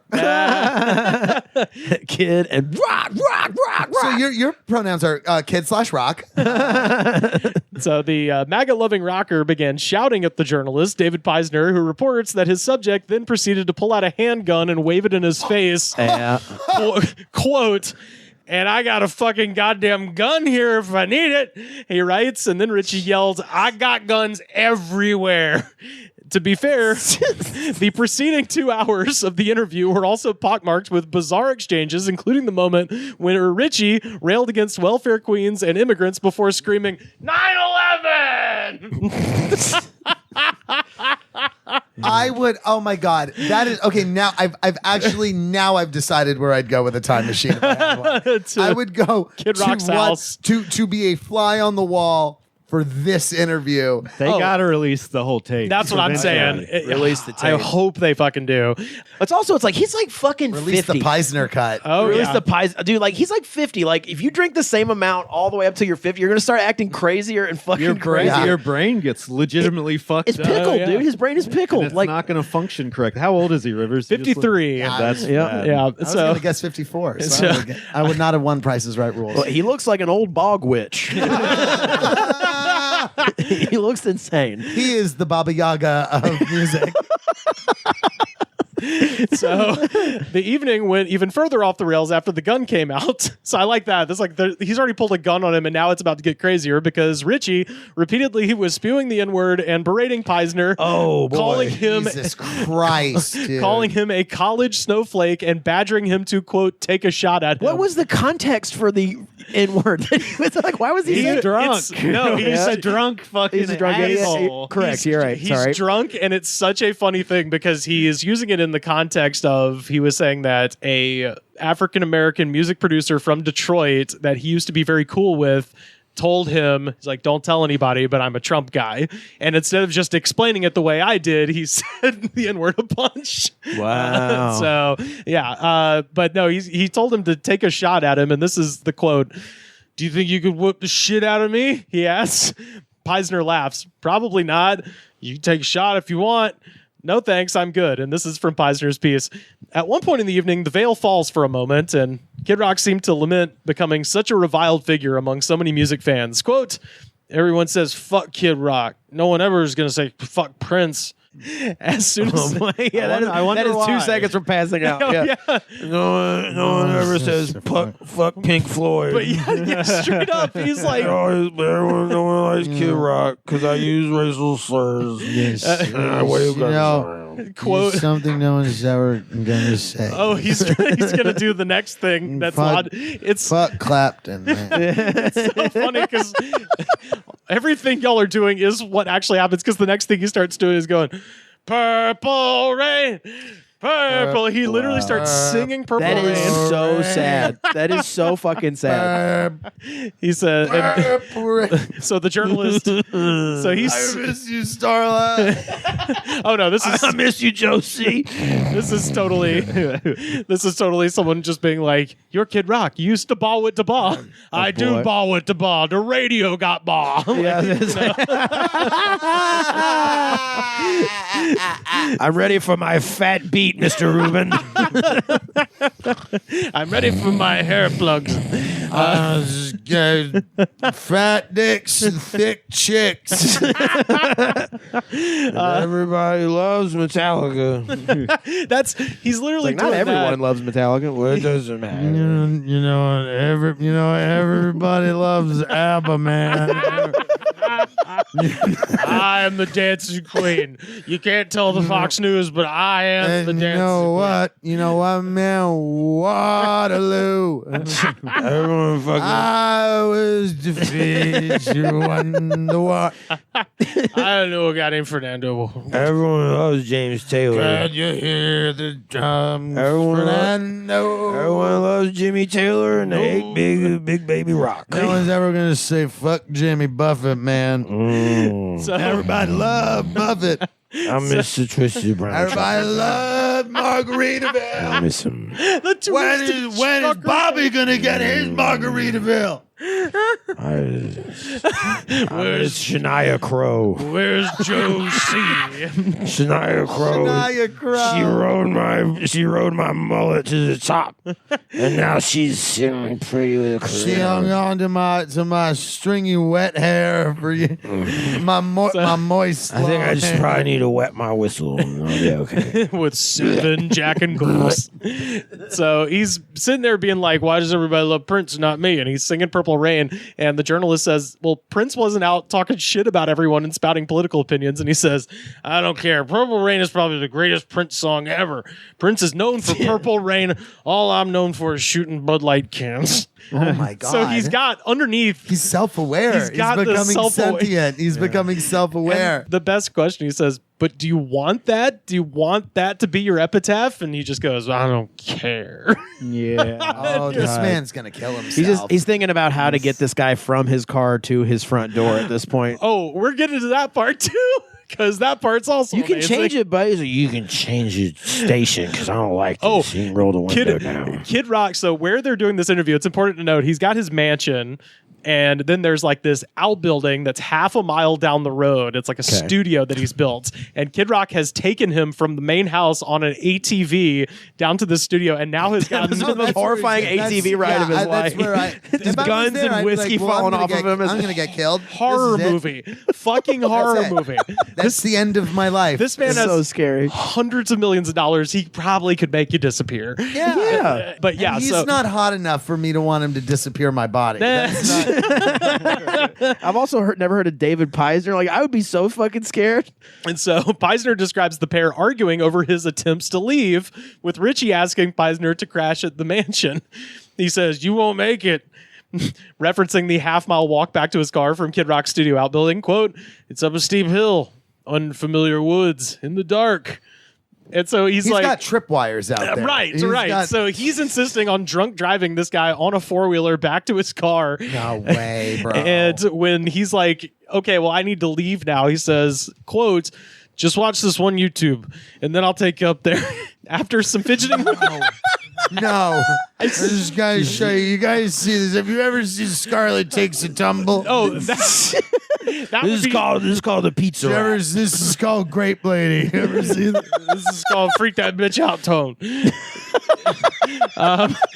No, Hold on, you gotta see Big Bird singing "Being Green" at Jim Henson's funeral, man. How come everyone loves the the saddest thing? Everyone loves to freak that bitch out tone guy. No one likes Kid Rock. Why does everyone love RV Man and not me? The Winnebago Man? Yeah. Why does everybody like Tourette's guy and not me? Well, so that would be so much better than what it was. So this, he says, after some fidgeting with the remote, he loads a video of himself performing his song Born Free at a 2011 charity event onto the flat screen in the lounge. The audience at the show includes Jimmy Carter, Bill Clinton, George H.W. Bush, and George W. Bush. Peisner says, do you miss being that guy? And he says, no, I could do that any day of the week. Oh, boy. And he says, not anymore, because you couldn't be in the room with Clinton. And then he cuts him off and says, I don't give a frog's fat fuck. Look around. Wait. A frog's fat fuck? A frog's fat fuck. That's my favorite thing that I've ever. That's Who says wow, he's not a I'm writer? That's an alliteration. That's out of the world. This man is on the level with Keats. He's a lyricist. He's a lyricist. I'm taking that forever. He says, a frog's I don't give a frog's fat fuck, bro. Like, he says, that's crazy. He says, look around. I got a butler named Uncle Tom. Do I look like I give a fuck? No. Now that is an actual thing. There is a butler there named Tom that he refers to as that. So, cool guy. Well, suburbs of Detroit, by the way. Oh, yeah. Not from the South at all. Not from the South. Oh, I mean, he's from like the nice parts of Detroit. Like he's from a band. I mean, like, am I wrong? He doesn't even have that he grew up Eminem in- 8 Mile crat. Like, Oh, yeah. Peisner's quote, when the video ends, I stand up to go, but he wants to watch another one. Then he... So he's just the drunk, lonely friend that's Oh. begging you to hang out for the night. Oh, yeah. Well, then... So he is me. Then- Okay, that's actually really depressing to come to that conclusion. where You're like, good, Kid Rock. Oh my God, I'm his tether. You're lawful good. I'm Kid Rock's tether. That's Well, so he hits the very last thing on the checklist because then, after making him watch a bunch of YouTube videos, he pulls an acoustic guitar off the wall and then plays along with a shaky cam fan footage of himself performing Rod Stewart's Maggie May. This goes on for more than half an hour. Whoa. Wake up, Maggie! So where are you going? Please don't leave. Sit down. Yeah. You're not gonna make it. And You're not gonna make You're not it gonna on make your it. own out there. I'm deadly with a crossbow, bro. he has a gun. I don't know if y'all forgot. This starts off with him waving a gun in his with face. him waving a gun. Oh, This is yeah. utterly terrifying. This is wow. Wake up, Mac. Like that reporter is like crying tears, like he's never gonna see his family yeah. again. Wake up, Maggie. I think I got something. After more back and forth, the pair are now chest to chest, and he's up in my face, but I think I can detect a sly smile creeping across the corner of his mouth. Peisner writes, you haven't even asked me about all my jewelry. He then shoves This is a fucking movie, man. I know. This is a movie. Shit, dude. This is- You want to see something that's really badass? Dude, this is at least an off-Broadway play. No, like this is like, listen, this is the framing device for the Kid Rock movie. dude, this is the new Who's Afraid of Virginia Woolf. Like this is insane. I was gonna say this would be like The Interview, except instead of Kim Jong Un, it's Kid Rock, and instead of being unfunny, it's funny. Right. But no, he says. So just so before anyone steals it, we said it first on this podcast. Yeah, This is brain copyright trust. goods from the woods. That's right. He says, you haven't even asked me about my jewelry. He then shoves his hands towards me. He's got heavily jeweled rings on 2 fingers. One says D, the other says Kid Rock. Ease nuts on the other one. No, that'd be funny. The other one just says KR, and he says Detroit and Kid Rock, I say, pointing at each of them. Can I go now? Finally, Ritchie appears deflated. You're gonna warm up to me soon. I didn't think you would understand what the big D was stood for, or the KR, but you're right, it is Detroit. You are a smart motherfucker. You're smarter than I thought. Hey, man, you got a degree? Okay, it's even sadder that he goes, "You want to see my jewelry?" And then he has 2 pieces. I thought he was going to have like a fucking drawer full. So like a Johnny Depp bracelet situation. Yeah. Like, then he's like, no, I also have nipple rings. And then he falls down. It's like an actual rapper would have, you know. Yeah. So Ritchie appears deflated, and he finally agrees to drive Peisner to his car. He asks Peisner if he thinks that his sprawling complex is, quote, cool or excessive. And he says, I think you've created your playground. That's what you wanted. So do you like it? And he says, I like it. It's fun. And then, It's fun. It's what I'm supposed to want, right? This life is the one I'm supposed to want, right? And the because journal, if it's not, I will kill myself. Right. But you'll be responsible. Ha ha. I'm just kidding. I like you though. Why do you don't feel like you like me, but I like you. Yeah. And then the journalist says, if I had $240 million, I don't know if I would have done the same. And Kid Rock snaps back, I have $370 million in cash. In cash? That's what he says. Wow. Like on him? Which is why he has guns everywhere, I guess. I don't know. He does Oh, he doesn't trust the bank. Yeah, I was going to say that man doesn't trust a bank. That man does not have that much money either. So, Not anymore. Maybe that's what he's in theory. Wait, let me look up his net worth and see if it's that. so I Peisner, wonder how much money I have. 150 million, and these are usually inflated from Much. what they actually. Very that's why he's got it in cash, Sam. He didn't want the feds to know, man. Kid Rock's badass You can look up- taqueria or whatever that place is not doing well. Badass honky tonk. Honky tonk. Yeah, come on. So as Kid Rock drunk drove Peisner down the darkened woods. Oh, Jesus Christ. So it's dark. His Dark Night of the Soul is not over yet. It's dark. They're on a 4-wheeler in the woods in the middle of nowhere in Michigan. And drunk Kid Rock. Do you like it? Going to the heart of darkness. Here we go. Just when you think Rolling Stone is the most like irrelevant shit, we get some like Hunter S. Thompson nonsense out like this, and I'm fully back I on mean, fucking that's board. kind of fucking dope. Yeah, Like, yeah. like Oh, yeah. This isn't Rolling Like- Stone, and this has Vice energy. Vice is dead. They're the only game in Yeah. town. Them and the Beast, and that's fucking it. Interesting. So, as Kid Rock drunk drove Peisner through the dark woods back to his car, he turned to the journalist and asked him in a hushed tone if he'd do him a favor. Quote, "Can you just write the most horrific article about me?" The musician said, "It helps me." Because any press is Because good press. any press is good press. Well, his fans are the type of people who are like, They eat it up. Kid They're Rock lying. did something crazy good. Yeah, for the liberals at Yeah. Rolling Stone couldn't handle it. Exactly, yeah. I'm sure, like, right before he grabbed him by the collar one last time, I was like, free me from this hell. Kill me. Come on, just take the gun. I'll put the gun in your hand. Say my name backwards and free me. As he's getting to his car, Kid Rock hollers out, "Hey, will you tell everyone that I was at least halfway cool?"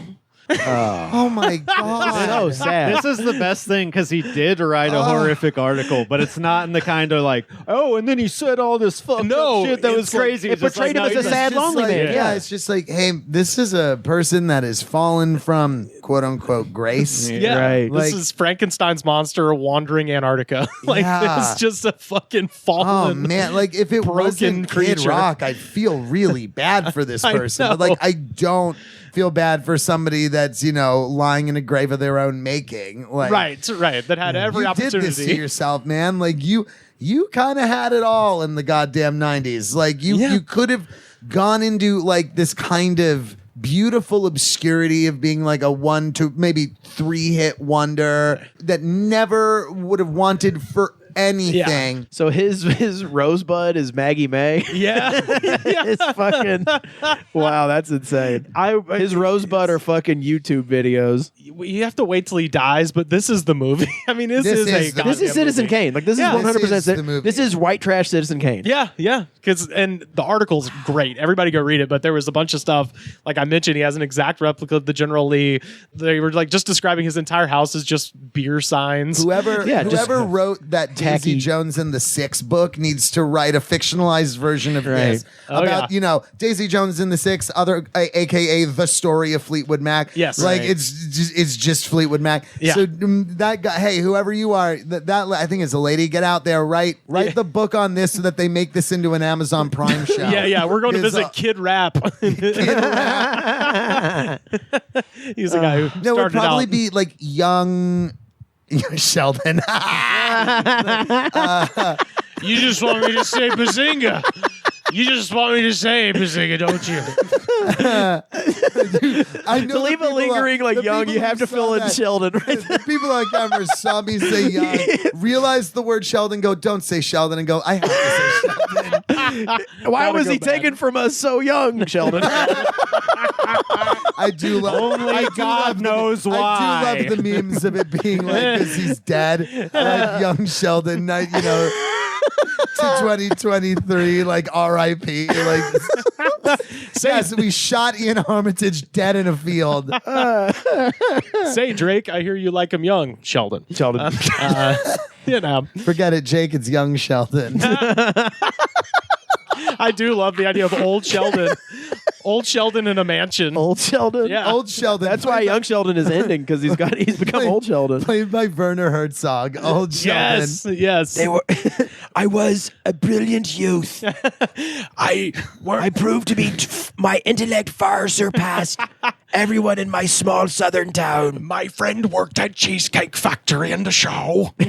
In the show. It's how Australians know about cheesecake. They went to the Cheesecake Factory.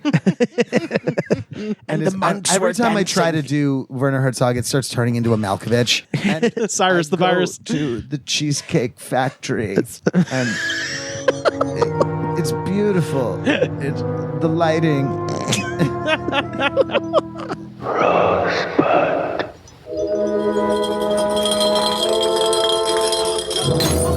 Ball with the ball, the bang, the dang, diggy, diggy, diggy, set the boogie, set up, jump the boogie. Ball with the ball, the bang, the dang, diggy, diggy, diggy, set the boogie, set up, jump the boogie. Ball with the ball, the bang, the dang, diggy, diggy, diggy, set the boogie, set up, jump the boogie. Ball with the ball, the bang. Yo, we have time for just one more segment, and of course, this is our jam of the week. That's right, it's Kung Fu Kenny Chesney. That's right. Also a 5'6" short king, by the way. I found out, much like Kendrick. But I don't know this. Oh, Kenneth. You've been in a bar in the last 10 years and probably heard Yes, this. I have. This is one of those great just list of cliches where it's like, grew up in a pink house, born in the USA, where it's referencing better songs. I like football games and drinking beer and other things. Oh, yeah. Wait till it gets to the... Kenny Chesney is the most oddly a sex symbol amongst certain groups of fans. And I'm sure that was reflected. Oh, yeah. I mean, no, he was no, like no, no. married Is he to hot? Renee Zellweger. No, he's not. But no, yeah, he's the ugliest man in show business. He's famous. He has the But he was married to like Renee Zellweger. He was married to like for movie less stars. than a year, and he has the tiniest little acorn head of all time. I made the mistake of calling. I was gonna say that Alabama came out too when he said acorn head. It just sounds better if you say it like that. Acorn head sounds a little judgy. Yeah. Acorn head sounds like, the boy's got a dang He's got acorn a damn head. acorn head. He's 5'6", and and fucking. He needs to take that damn hat off. We know you bald, son. Oh yeah. Oh, there's one where he's. He's not the ugliest person in show, but like there are far uglier people. Yeah, there's fugglier. Oh yeah. Like, come on, like God love him, but you can't tell me that man is less attractive than Steve Buscemi. Like, I'm sorry, or like it's an average looking man. They have, but he is a sex symbol. But I wouldn't say he's hot, but he's definitely not ugly. He's got one song that is about the lake, but it's a more dramatic song about the lake, not a party lake. And he is dressed like an R&B. Like a Chappaquiddick lake. He's dressed like an R&B singer where he's got the tight V-neck and like a chain, a cross chain, and no hat. So he's just full bald, and he's like... Looking like Pitbull? Yeah, looking like Pitbull. But it's still a song about a lake. It's just a sadder lake song than what you're used to from the Master of Summer, Kenny. But maybe we're hating on Kenny Chesney. Maybe he's I'm definitely hating on Kenny Chesney. This song is called American Kids, and it is from his 2014 album. 2014. The Big Revivals, 10 years ago. This song has 51 million views, 7,519 comments, and y'all. You read every single one? I read every goddamn last one of them. God damn, man. So let us now dive down into the YouTube comments of American Kids by Kenny Chesney. Let's kick this summer off right. Can I God damn just it. ask you a question about when you're reading all of these comments? What are you listening to? Like, what are you doing so that you're not just reading comments? Brazilian music usually. Okay. Yeah. Because I was going to say Jorge Ben or interesting. Yeah, I'll listen to some Jorge Ben or Sergio Mendes in Brazil 66. Because I was just picturing you putting yourself through hell of listening to this song over and over and over again while you're reading 7,000 like it's a fucking Saw movie. I'm listening. I just like how specific your answer was, like Brazilian music. I'm listening to Mosh Kanata. Like, come on, let's get real. Interesting. The thing honestly, is the acceptable answer for me would have been other music. Okay. The thing is with these, for reading YouTube comments, deep dive, you go to the page, instantly pause it before the ad is even finished, and just start scrolling through. Yeah, you don't even let the song start playing. Oh yeah, I got to hit the newest, all that. So it doesn't fuck the algorithm up. That's right. No, this just because you don't want to hear a shitty fucking song. Yeah, definitely. But yeah, first up, we got Scam Talk from 8 years ago. I love Kenny, but he always looks like he has to take a monster poop. We're roasting. We're roasting. If I saw some guy walking out of a stall with that hat on, like that big folded cowboy hat, I'd be like, Jesus, can't we get a couple more courtesy flushes? I know that thing is riddled with tequila. You got to fucking, you've got to give a few more courtesy flushes. Tequila and Frito pie. Samantha Shaver from 2 months ago. This is just one of my favorite songs from Kenny Chesney. My all-time favorite song from him is Ain't Back Yet. My daughter asked me why, and I told her I fell off my rocker years ago, and I ain't back yet. That's my story. I'm sticking to it. I'm a very proud American. There we go. I don't like the fact that we have Spong-Bod and Patrick running our country right now. I'm so sorry. Say that one more time. Spong-Bod? Spong-Bod. Spong-Bod. Okay. I need to make sure that I put that in my lexicon and never get rid of it. Spong-Bod. Spong-Bod. Spong-Bod and Patrick. Calling Joe Biden and Kamala Harris SpongeBob and Patrick is this very guy. funny. This guy had to put on SpongeBob for his grandson one time, and he was like, "Fucking, what is SpongeBob and Spong-Bod? This gay little sponge. I don't want to watch this gay little sponge and his fat boyfriend." That's what the country's become. We're just getting little fairy sponges with their fat pink boyfriends on. Oh God! A fruity little sponge. One serious working for a Jewish crab. One serious motherfucker for real from 10 years ago. I fucking hate country music, but this is actually not that bad. The lyrics suck ass, but it's still not that bad. I was like, what is your standard for anything? Just the generic country song. This I would makes like to say sound. my opinion. Yeah. This makes sound, which is better than no sound, so it good. Oh my God. Way to put it in there. This guy's got a real specific request. Dale Pidco from 10 months ago. Dale Pidco, Du Bois Town, Pennsylvania. Will YouTube show me episode 644 of the classic Sesame Street that originally aired on PBS at noon on Thursday, April 10th, 1974? Whoa. With Maria's voice announcing the sponsors of the letter G and I. I hope they have it on YouTube and in all cable TV sets in Hughesville, Pennsylvania by 6/28 tomorrow. And I was like, is this a threat? I am not well. I hope they have it on tomorrow. That's episode 26, 26 minutes and 38 seconds. And that is where you will find Jesus Christ. Does he want to jerk off to Maria saying, gee? Yeah. He's having an absolute manic episode. Yeah. And, you know. You is for Today's unwell. Today's episode is brought to you by the letter G. It's like he gets off to it like the way I'm sure people are jerking off to that the checkout voice, the organic bananas. The ASMR of it all. Please place your organic bananas. Organic penis. Organic cock and balls. I feel bad for this guy. JT Animations from 7 years ago. Man, I hate how when we were in class today in music, we were doing music suggestions, and I chose this, so they played it, and half the class was like, turn this trash off and put on Lil Uzi Vert. And I was like, really? What the fuck? Check out my animation. Okay, look, I'm not gonna not this song. Yeah. But like if it were anything else and everyone's like, what is it, Lil Uzi Vert? Is that a real thing? Is that a real person? Yeah, he's a rapper. Yeah, Yeah, whole songs. I was gonna say, I'd get pissy too. It's like, would you want to listen to Kidney Chesney or a current day popular artist? And you're in like grade school, basically. Yeah, but I mean, like, I could see the Joe, don't defend this guy. This guy is undefensible. Well, I mean, I'm saying if he's a kid, you're saying in class, so this is a kid. Yeah, That's like I could imagine like in high school if I was like, oh, place and I'm not trying to compare Kenny Chesney to like the Beatles, but it's like, oh, you're like, oh, we're in a music study class. Oh, cool, let's listen to this like quote unquote classic song that like my parents like show me and it's really good and I want to share it, and everyone's like, no, I want to listen to pussy like I'd be pissed off too. I'd be like, man, that fucking sucks. Well, I wouldn't go to YouTube and comment on the video. I do have this moment frequently where I'll be like, yeah, I mean, because everyone had that Everlast CD growing up, right? Everyone had that CD. Or like, I am in my 20s, so no.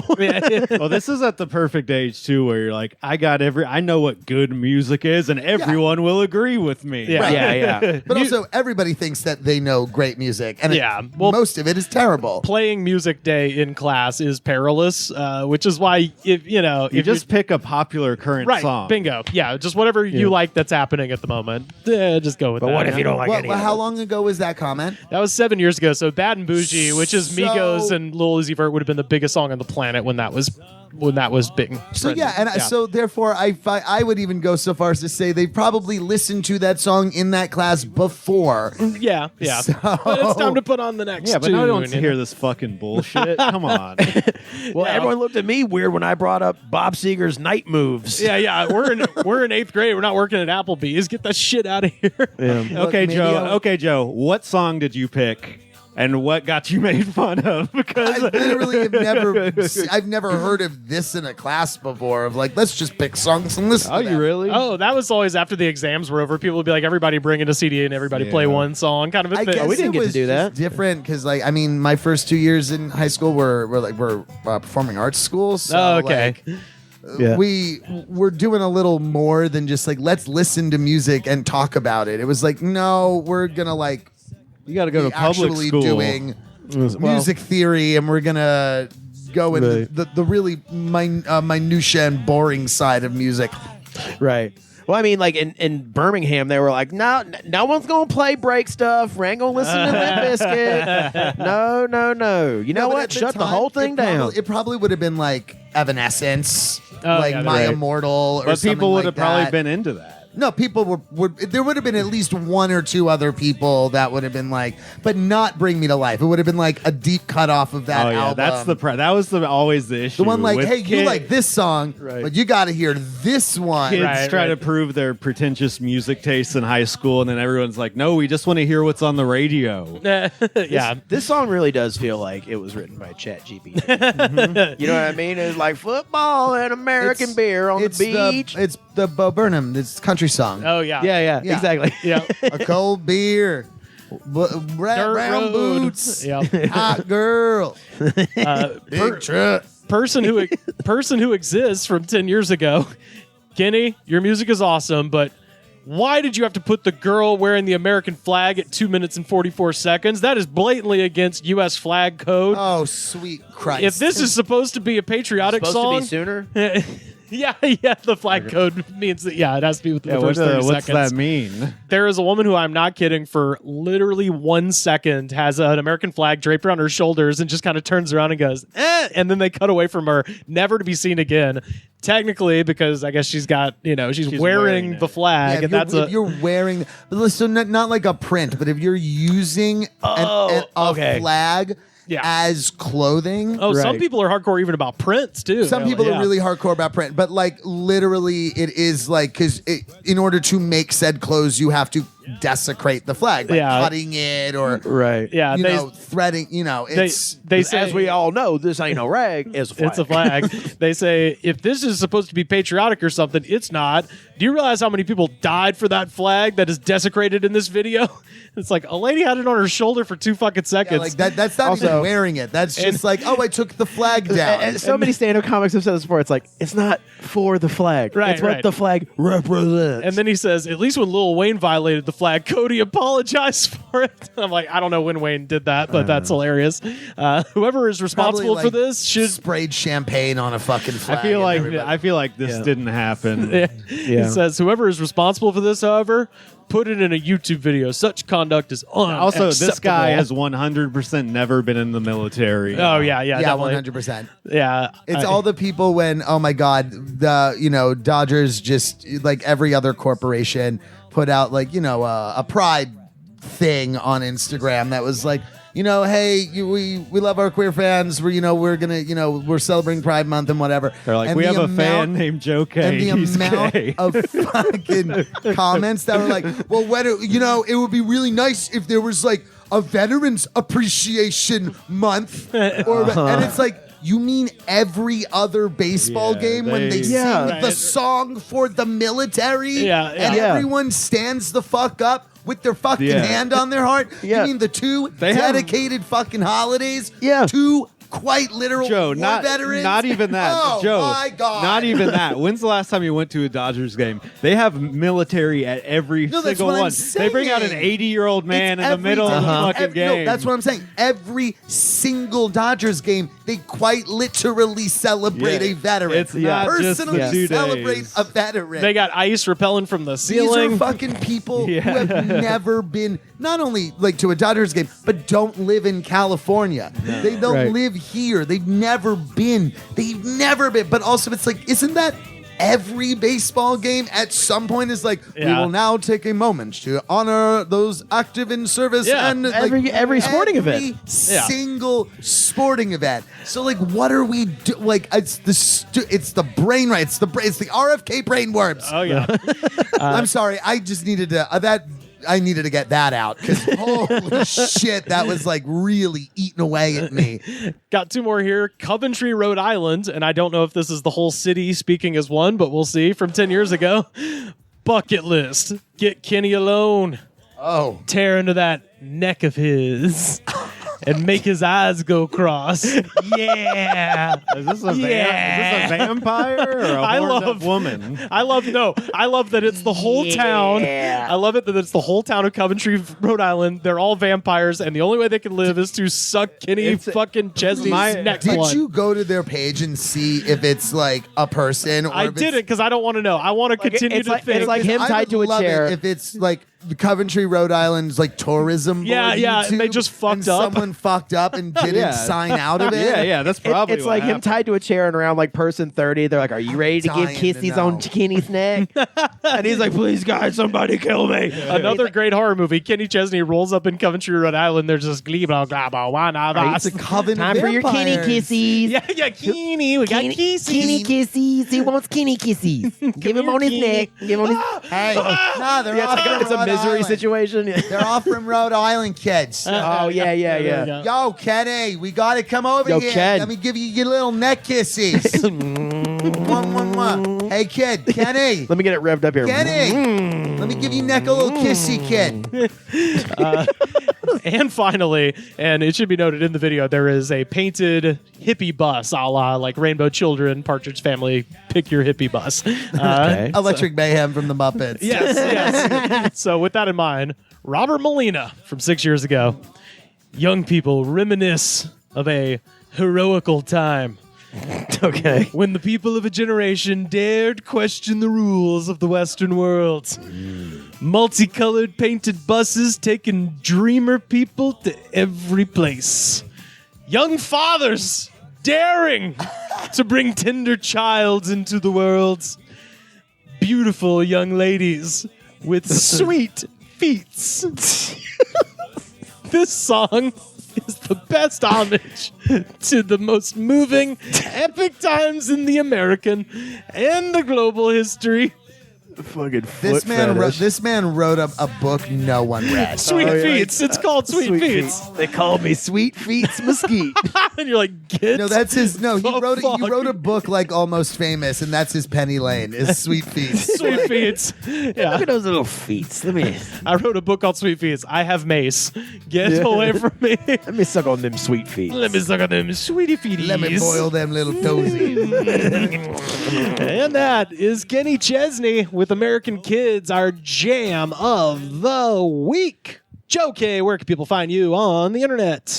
You can find me on Twitter and Instagram at Joe Charles K, and also on Letterboxd at Joe Kaye. Follow me there if you have it. It's a really fun app. Oh yeah, it's my favorite thing in the world. And then also Avatar 2 at the Good Night in North Hollywood every third Saturday of the month. Next one is Charlie's Avatars 2 Full Throttle. So come on out to that on June 15th. Not sponsored by CRUNK Energy. Not sponsored by CRUNK Energy. Absolutely not. Sponsored by my cock. Okay.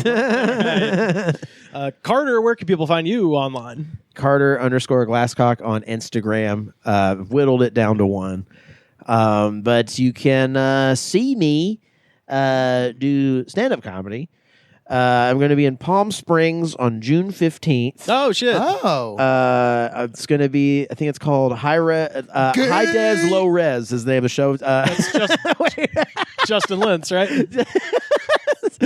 I'm sorry. No, it's been said and it's true. The rumors are true. The rumors are true. Yeah, Justin Lentz's show, June 15th, and come see this is so pathetic. Come see my Improv 401 class show. Hell yeah, on the UCB Theater, the Annex on June 15th. I can't wait. If you want to come, no one's going to come, but you know what? Come. My parents will what's the date? Just edit this out. Yeah, what day is it? June 15th. Wait, so it's the same day? It's the same day. I'm doing that, and then I'm fucking getting in my car and going to Palm Springs. Shit. Bro. What time is the improv show? 3 to 4. I was going to say that's going to be like an early afternoon show. All right.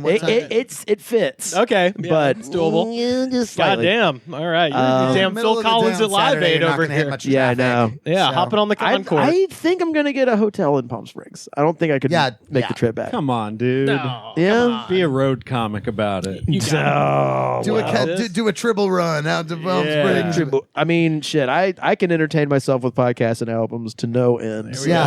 Sam, where can people find you online? Slam Harder on X, Sam Harder 666 on Instagram. All right. You can find me on Twitter and Instagram at Rivers Langley. And as we mentioned last week, June 12th, we're going to be picking a winner for our YouTube subscribers contest. So once again, subscribe to our YouTube channel by June 12th.